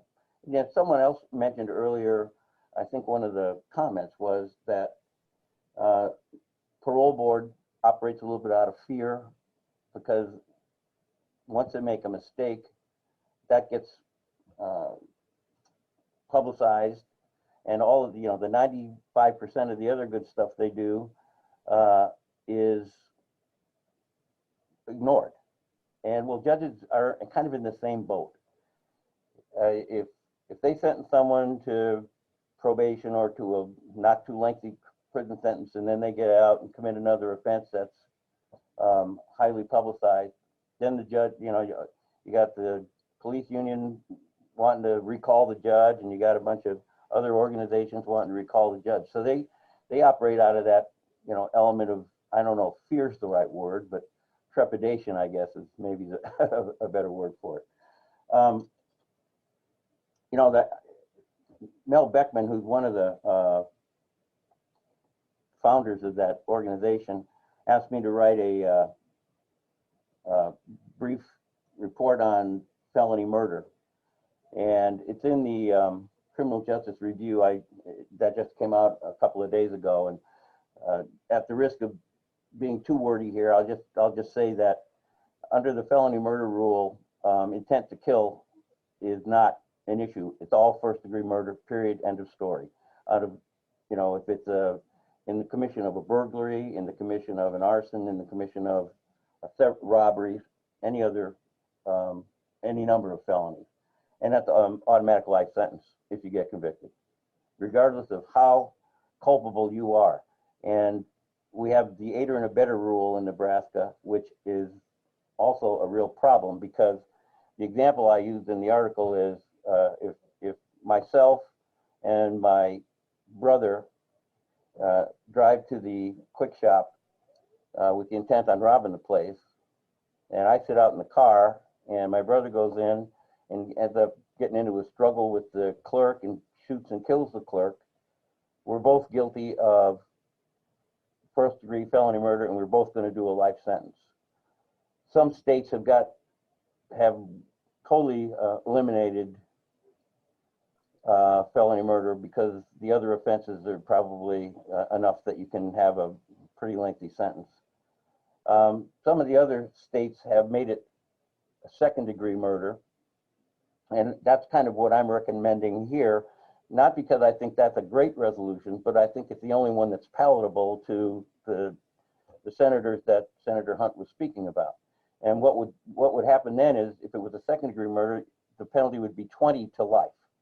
So maybe the person who is the shooter gets a stiffer sentence, but the frequently 16, 17, 18-year-old who's sitting out in the car thinking, okay, you know, we're going to get $50 out of this, and I have no idea. I might not even know my brother that went in even had a gun on it, but I'm going to get the life sentence. So if you make it second-degree murder, then the sentencing judge has discretion and can impose a much lesser sentence on a person who's not as culpable. And to me, the culpability aspect is one of the main foundations of the criminal justice system. You should not be punished for something that you really didn't do yourself. And when I'm not saying the person should walk away from it scot-free. I'm saying there's no need to give someone like that a life sentence. I mean, the amount of people that we're seeing doing life sentences is atrocious. And one of the other things I'm just going to close with is the experience I got by representing those 13 folks that got resentenced. It also was a huge eye-opener for me. I think 4 or 5 are now out of prison, many of whom did a long prison time. But when we looked at their prison record, you look at that, you could have let this guy out 30 years ago and there wouldn't have been any threat to society. Look at the record that this guy has accomplished. And not one of the people that have been released that we've had has gotten in any trouble at all. And so, you know, to me, if we can get rid of some of these ridiculous sentencing rules and maybe put a little bit of a cap on how much time they can give, instead of the 49 to 50, let's give them 16 and 2/3 to 50 if you want to max them, and that makes them eligible for parole if they're worthy. And that's the whole point. We've got so many people sitting in that prison now. People talked earlier that are parole eligible, and they're just sitting there. So that's my rant for the day. That's amazing. Thanks, Tom. And as we've discussed previously, the felony murder situation is something that it would have a huge effect in Nebraska. There's so many people sitting behind bars because of that exact rule, and it would just make such a huge difference. So that's amazing. The other thing we really need to, that's mentioned in the agenda as well, is that we need to involve judges in this, because if they're not stemming the flow in, it's shoveling snow while it's still snowing for us to be reforming a system that is just snowballing with people coming into it. So that's amazing. Thank you so much, Tom. It should be Destenie next, but I'm just going to have Jeff Slobotski on very quickly for us to chat about his experience as a volunteer and from the community directly rather than from a sort of policy standpoint. So hi, Jeff, if you want to just take over, we can just chat back and forth, whatever's easiest for you, just your sort of experience with the system. Sure, you bet. Can you hear me okay? Yeah, perfect. Thank you.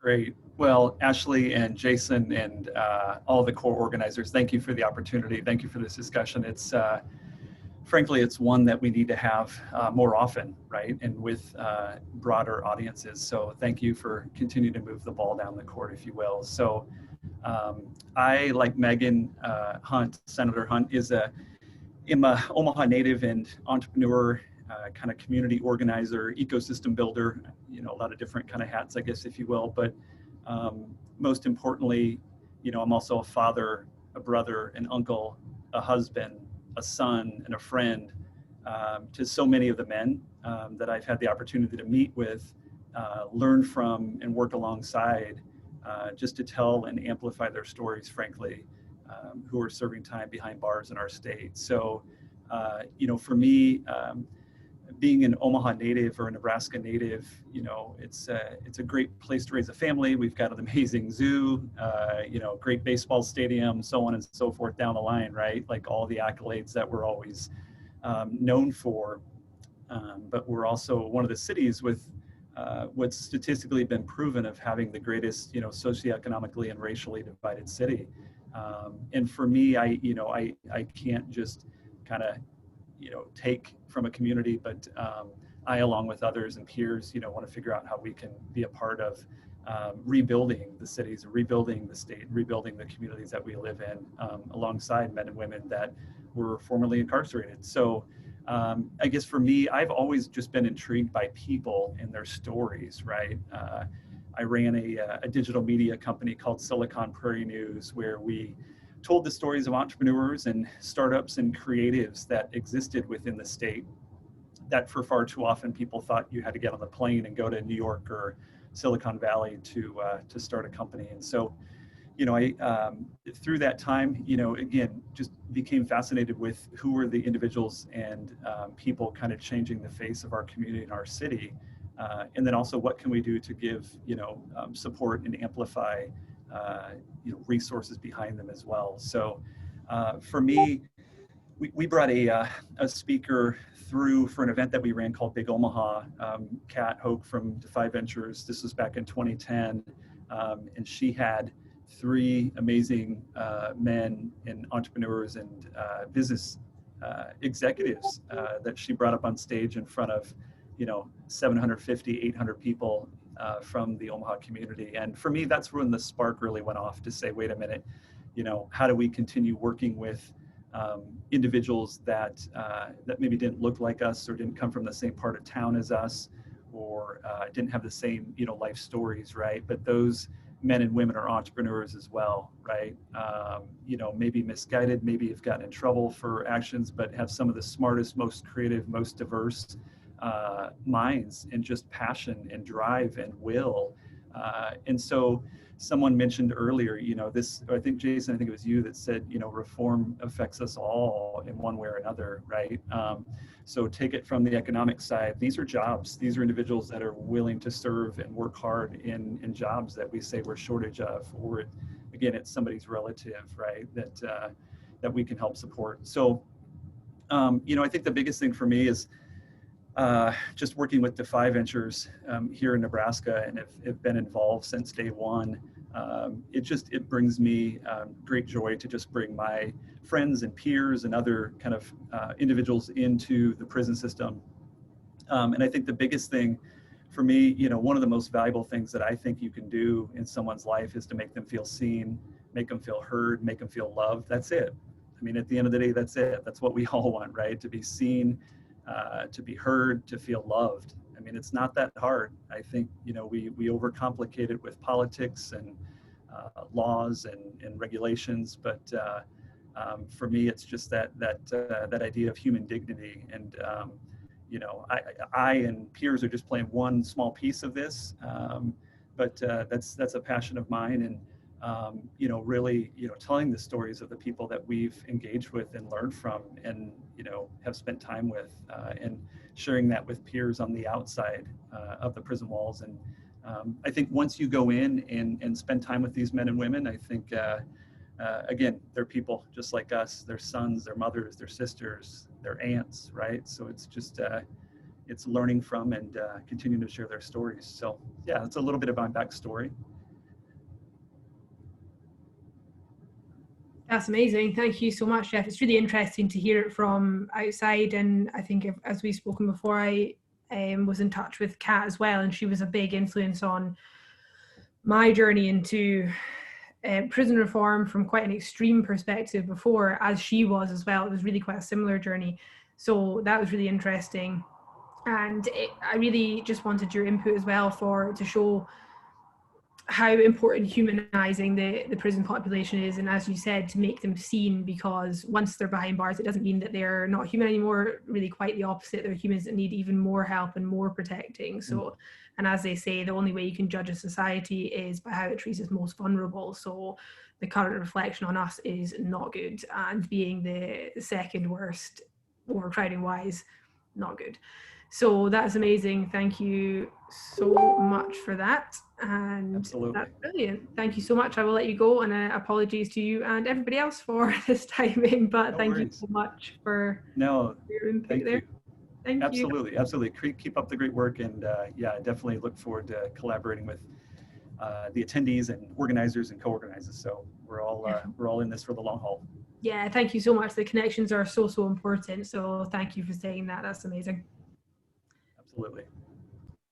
Right, perfect. Thanks, Jeff. And Destenie, finally, I'll bring you up to your rightful spot. So if you just want to carry on with what you were going to speak about, it should be really interesting. All right. Hi, everyone. My name is Destenie Commuso. I'm the reentry coordinator for the Mental Health Association in Nebraska. what I'll talk about today is kind of our reentry programs, the idea behind what we do and how we do it. Just kind of the overall things that we see and that we want to be a part of changing in the system. I've been with MHA for about 11 years. And before that, I was definitely in and out of the criminal justice system and addiction and crime stuff. I had a 10-year meth addiction, and I was clean and sober by the time I was 21. So if we do the math there, I was a child drug addict and drug dealer.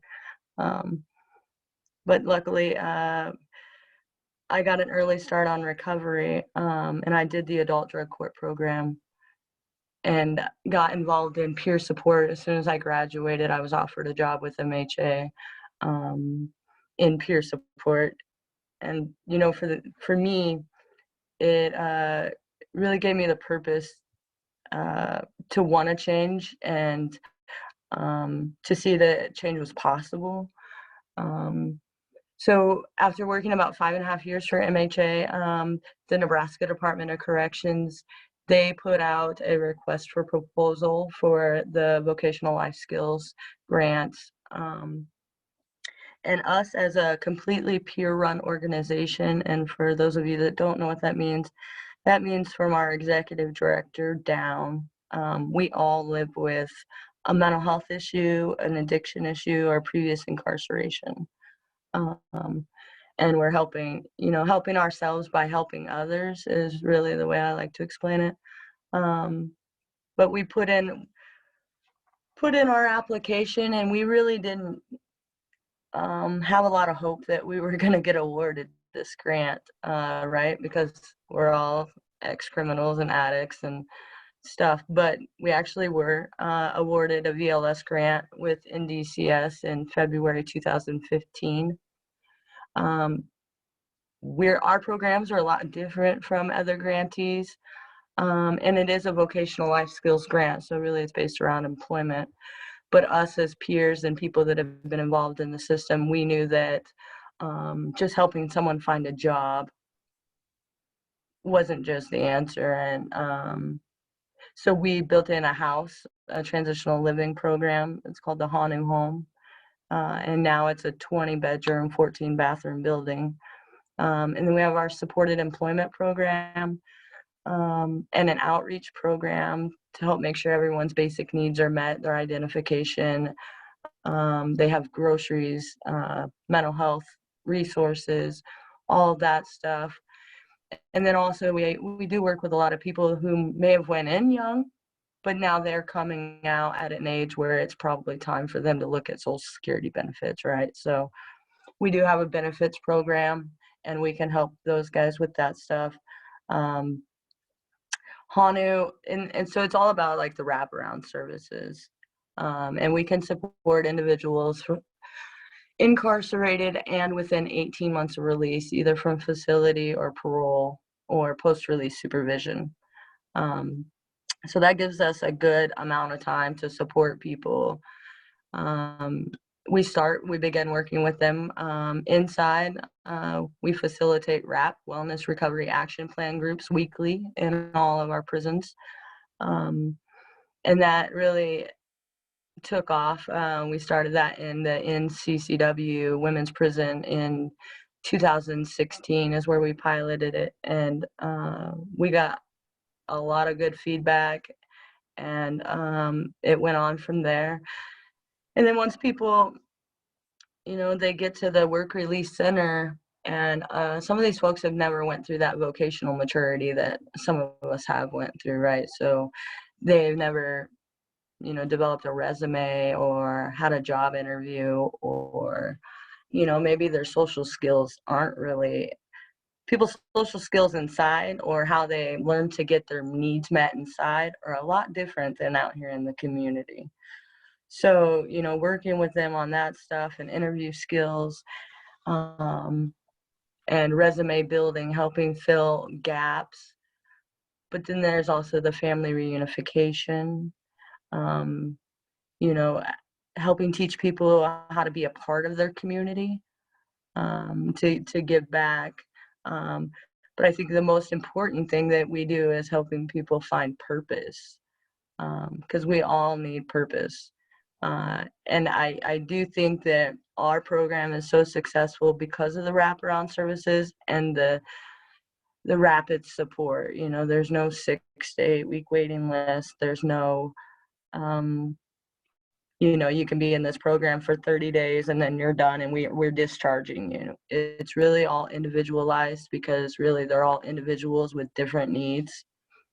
So we Destenie. So I want to ask this because MHA does a lot of great stuff on the outside, but MHA also does stuff on the inside, and they have a new program, and Ashley has alluded to it, and I think you should introduce what it is and the importance of working with like individuals who may never get out by the way our system's set up. Not because hopefully we'd get reform where we look at this consciously, but they may never get out if the system remains the one where we want people to die inside. What is this program? I'm talking about the IPS program. What is this program? What does it do? And what is the benefit of having such a program inside? I have my own answer, of course, but I would like to ask you. Right. Okay. So, and it really goes back to that purpose thing. And not only do we want to help individuals who are turning to the community find purpose and hope, but we also wanted to help the individuals who may never come into our community again have a reason to get up every day and do well and give back.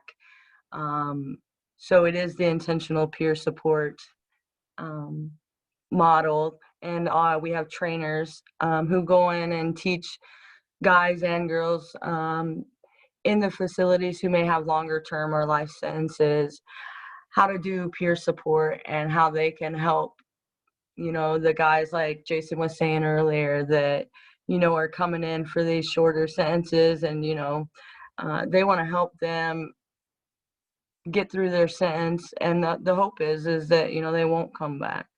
But it's giving these guys a purpose inside there and making them feel like they're doing good, like they're doing something good for these younger guys who really need that. Jason talked about it earlier. The guys that helped him were the guys who probably aren't ever getting out again. But they are the ones that made that change for him. And so we've turned it into like a whole program. And Nebraska Department of Corrections has a lot of buy-in to this, and they definitely see the value of peer support, and they're seeing how it works inside. And so what happens is, you know, when somebody is struggling, let's say in a mental health unit or in restrictive housing, and you know, I don't know what to even say, like they're causing a lot of trouble, or they're suicidal, or, you know, they're just lost all hope. A peer from inside can go down or go to the unit, and they can sit with them, they can listen with them, they can relate with them, but they can also support them and talk with them, help them process thoughts, help them, you know, see that temporary situations don't always require permanent decisions, right? And so they really become the support people in there, and it's helped the correctional officers not have to extract people from their cells. It's helped, you know, people get out of restricted housing, which is something that I think we really could work better on. But then they know where they are at, and they know who they are, and they know how to reach out to them. And it's not just a one-time meeting, you know, it's a continued support. And so that's really just started taking off this last year. And we do have 2 intentional peer support trainers that work with each group of individuals at the facilities. They meet with them weekly to offer the peers their support and ongoing training so that those guys can help the other inmates inside the facilities get through their sentences and hopefully not return. Anything else you want to add there, Jason? I was just going to say that's true wraparound services where it doesn't exclude anyone for any reason.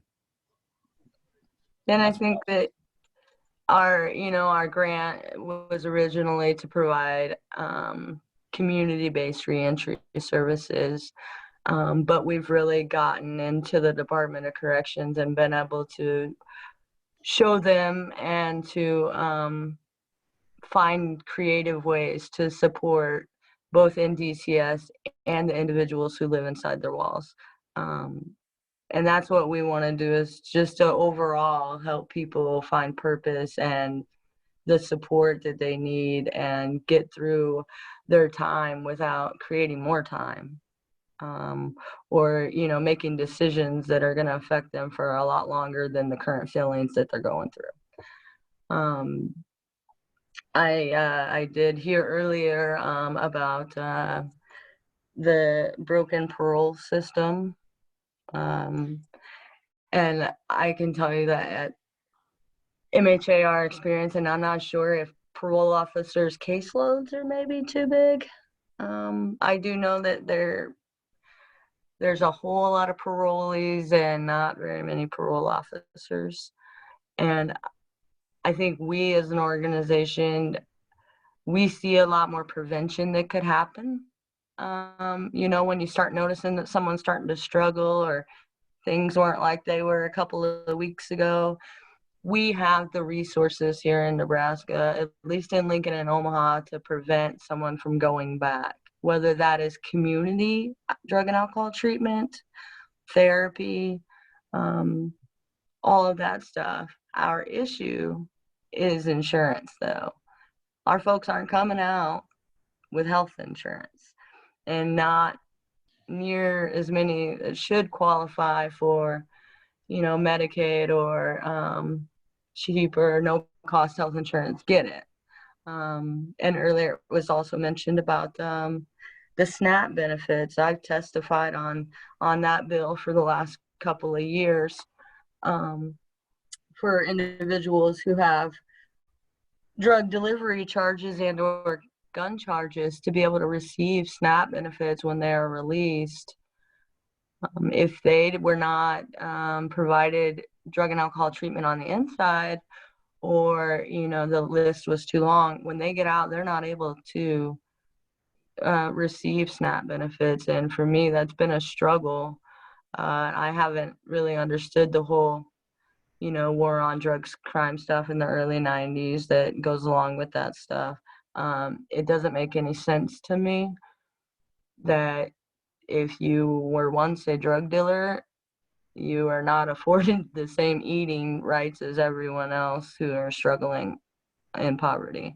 Or if you once caught a gun charge, you are not afforded the same rights to eat as everyone else living in poverty. However, you can go to prison for frauding the welfare system and you can get out and receive food stamps. That to me is really confusing and doesn't make sense. I don't think that bill has passed yet, but I'm hoping that, Nebraska is behind on a lot of things. The IPS stuff inside prisons, we're definitely ahead of other states. I think that there's a lot of things that Nebraska prisons are doing, but the overcrowding and that part, you can't overlook that part. But as a peer and as someone with a previous criminal history, and as someone who supervises a lot of staff that I met inside of those prison walls, I think that we have made some really good steps, and we have about 48 staff right now, and I can tell you that a good majority are people that we met inside Nebraska Department of Corrections as inmates. And then they came out. What'd you say, Jason? No, I was just going to say there's a lot to address about the system, but there's also a lot of advocates out here in organizations that are working hard to address it, such as yourself in the Mental Health Association. And I was just going to say thank you for being here and to present and all that, because that is important that the community knows that these organizations exist and these individuals exist. And when they have issues about the system, we not only have to yell about it and write our senators, but we need to back our organizations and individuals who are actively trying to make this reform happen, who are actively trying to make sure people have support when they come out instead of crumbling and falling into old behaviors. So thank you. Definitely. I think that's so important. For the basis of NFPR was to pull everyone together and to work with literally everyone.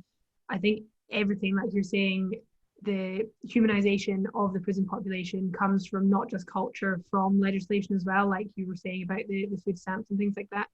And the only way we can solve that is bringing everybody all together to see all sides of it, as I said, from education all the way up until re-entry, which you guys are doing.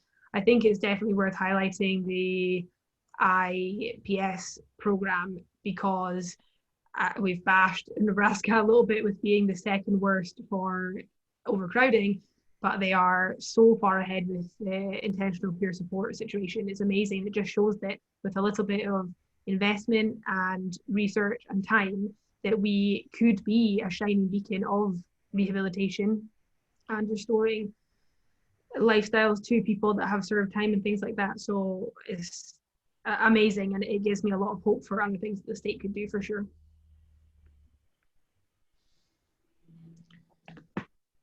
Yeah, I think, you know, the overcrowding thing is a really big issue. And the other thing I want to mention is,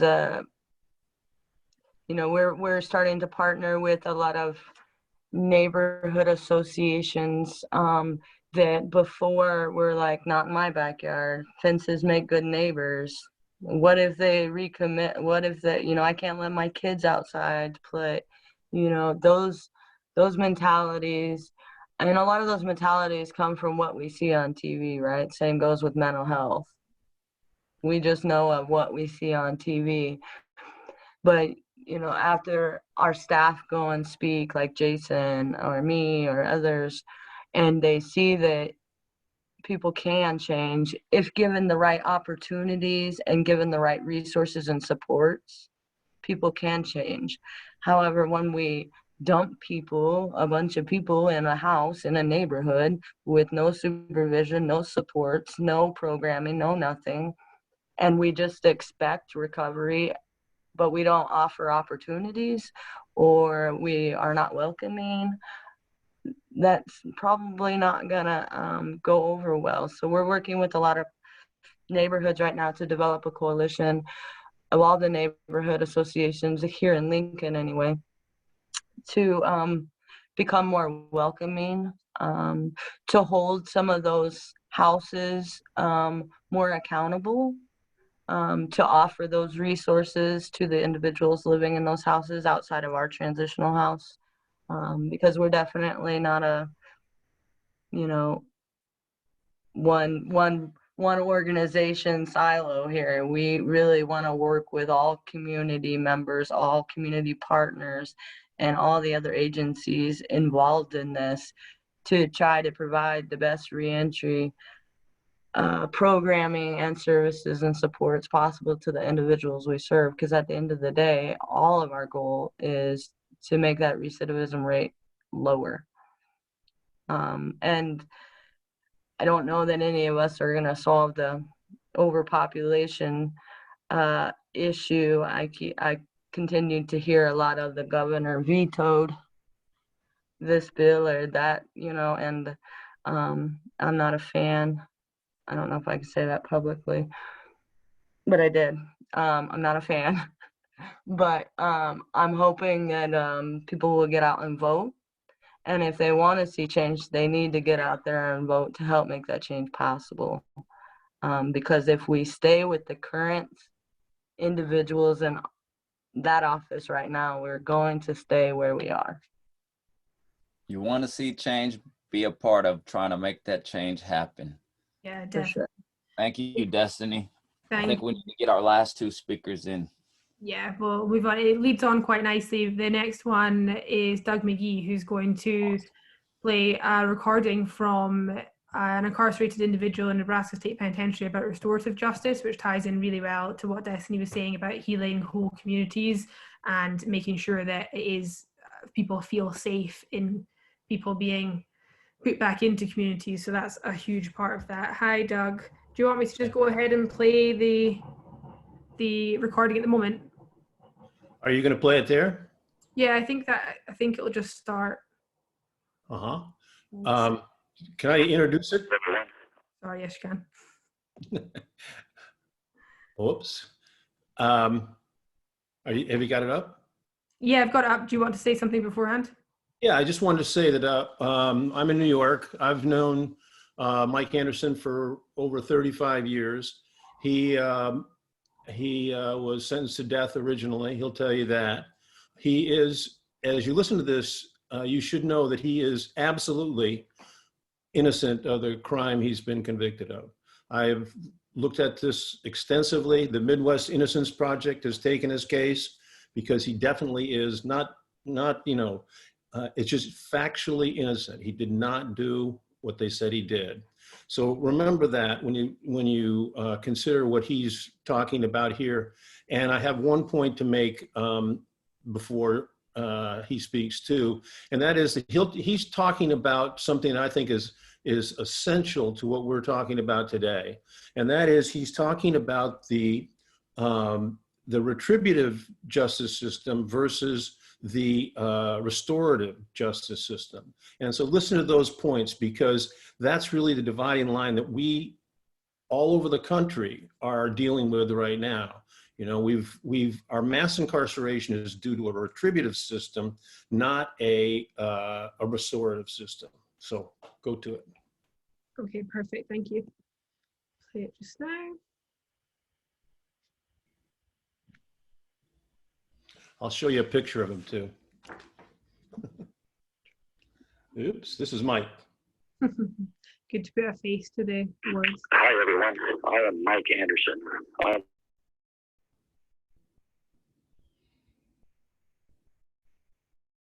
I can't hear it. Ashley, you can't mute your mic when you play audio, so you'll have to start it over. Sorry. Hi everyone, I am Mike Anderson. I'm on year 44 of a life sentence, 23 of which I served on death row. I'd like to first thank all of you for participating in today's conference. I appreciate you taking the time to be involved. I'm here to speak about restorative justice, which is a part of the agenda we developed to reduce the prison population by half and decrease recidivism. 5 years ago, I knew nothing of restorative justice until Fran Kay, one of the volunteers for our Circle of Concerned Lifers group, brought us the opportunity. Her and Julius Schleck, another UNL professor, created a program and taught the restorative justice to the Lifers Executive Board. A couple of us then went on to develop a program to teach restorative justice to the general prison population. So what is restorative justice? Restorative justice focuses more on restoration than retribution, of determining why a situation occurred and how it can best be resolved, on putting things right to restore the parties involved and their community. Restorative justice acknowledges that all things are connected, that what we do to each other affects many more than simply ourselves, that the reason for any conflict may have a cause totally unrelated to the situation at hand, and this holistic perspective allows us to appreciate that connection. It teaches us to think before we act, to consider the consequences and effects of our actions, and to first consider the other's perspective.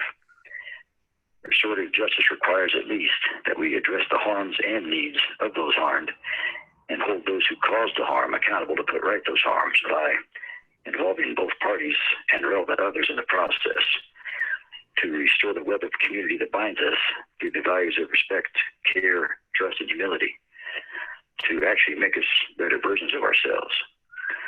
Now, if crime harms, then justice should heal. Now think about that a minute. If crime harms, then justice should heal. But sadly it doesn't. The criminal justice system as it now stands causes nearly as much harm as the crime. Once the state intervenes, it isolates the victims, excluding them from any involvement in the process, denying them the necessary opportunity to receive the answers they need to heal. preventing them from even telling their story, all of which is essential to their healing process. And the same holds true for the accused. Both sides have a story to tell. Both have critical input necessary to reach a healing solution. But the current system focuses solely on retribution, on punishment, and as a result, both sides unnecessarily suffer. But even so, the scope of restorative justice extends much further. It's actually a way of living.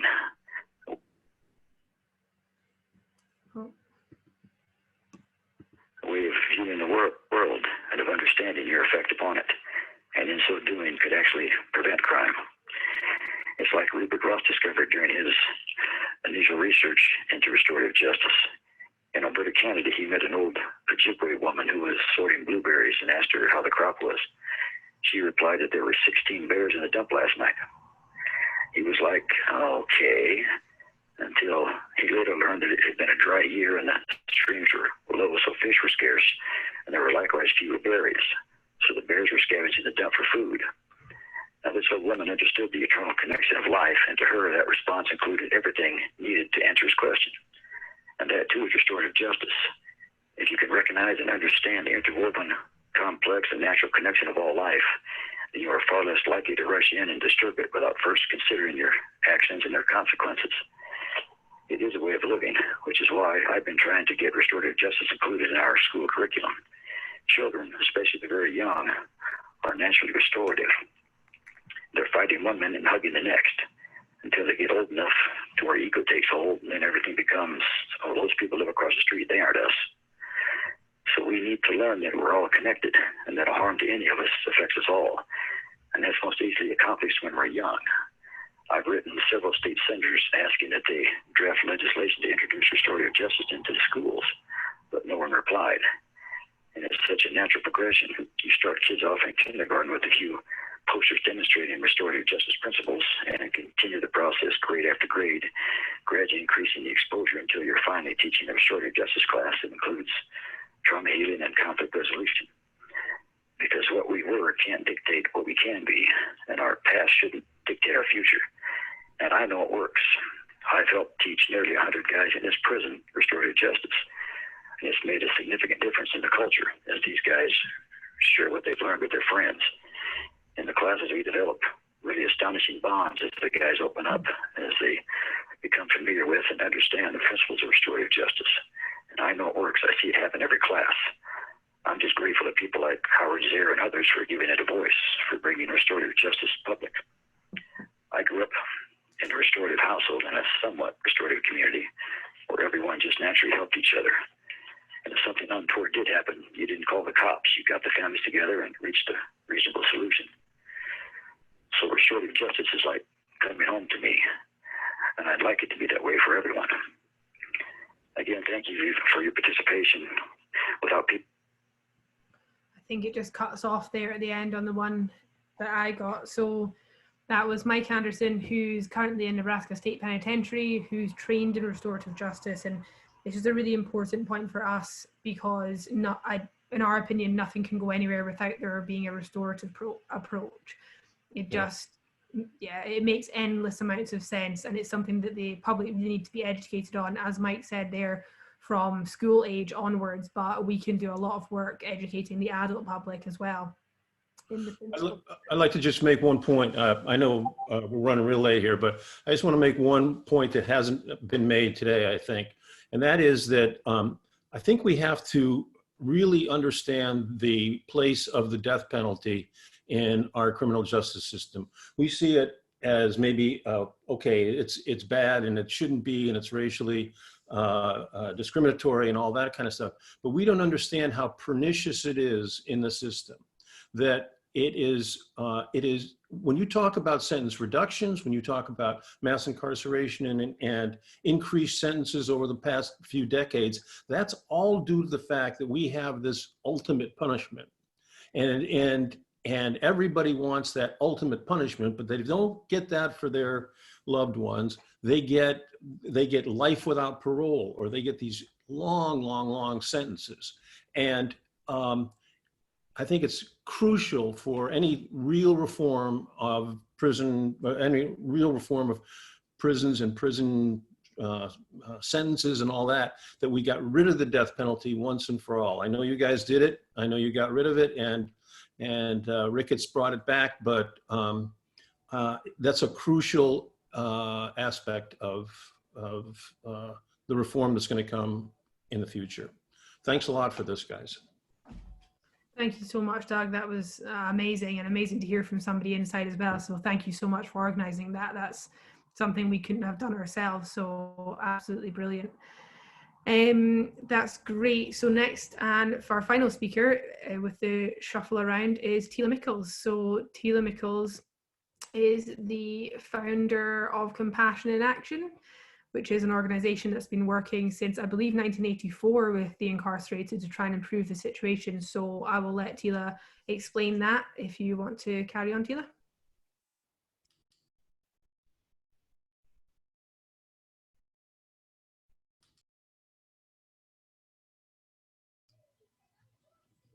Might not know she's here, but she got shuffled a few times. So this would be it's a shame. Yeah, she was second at the bottom, but we'll wait a couple of minutes and see if she gets back. If not, we can certainly catch up with Teela another time. Her work is amazing, and we're planning on doing many more panels, so I'll take the opportunity to say that at the moment we're looking at maybe getting a lot of Midwest centric things together as well for states that are largely overlooked.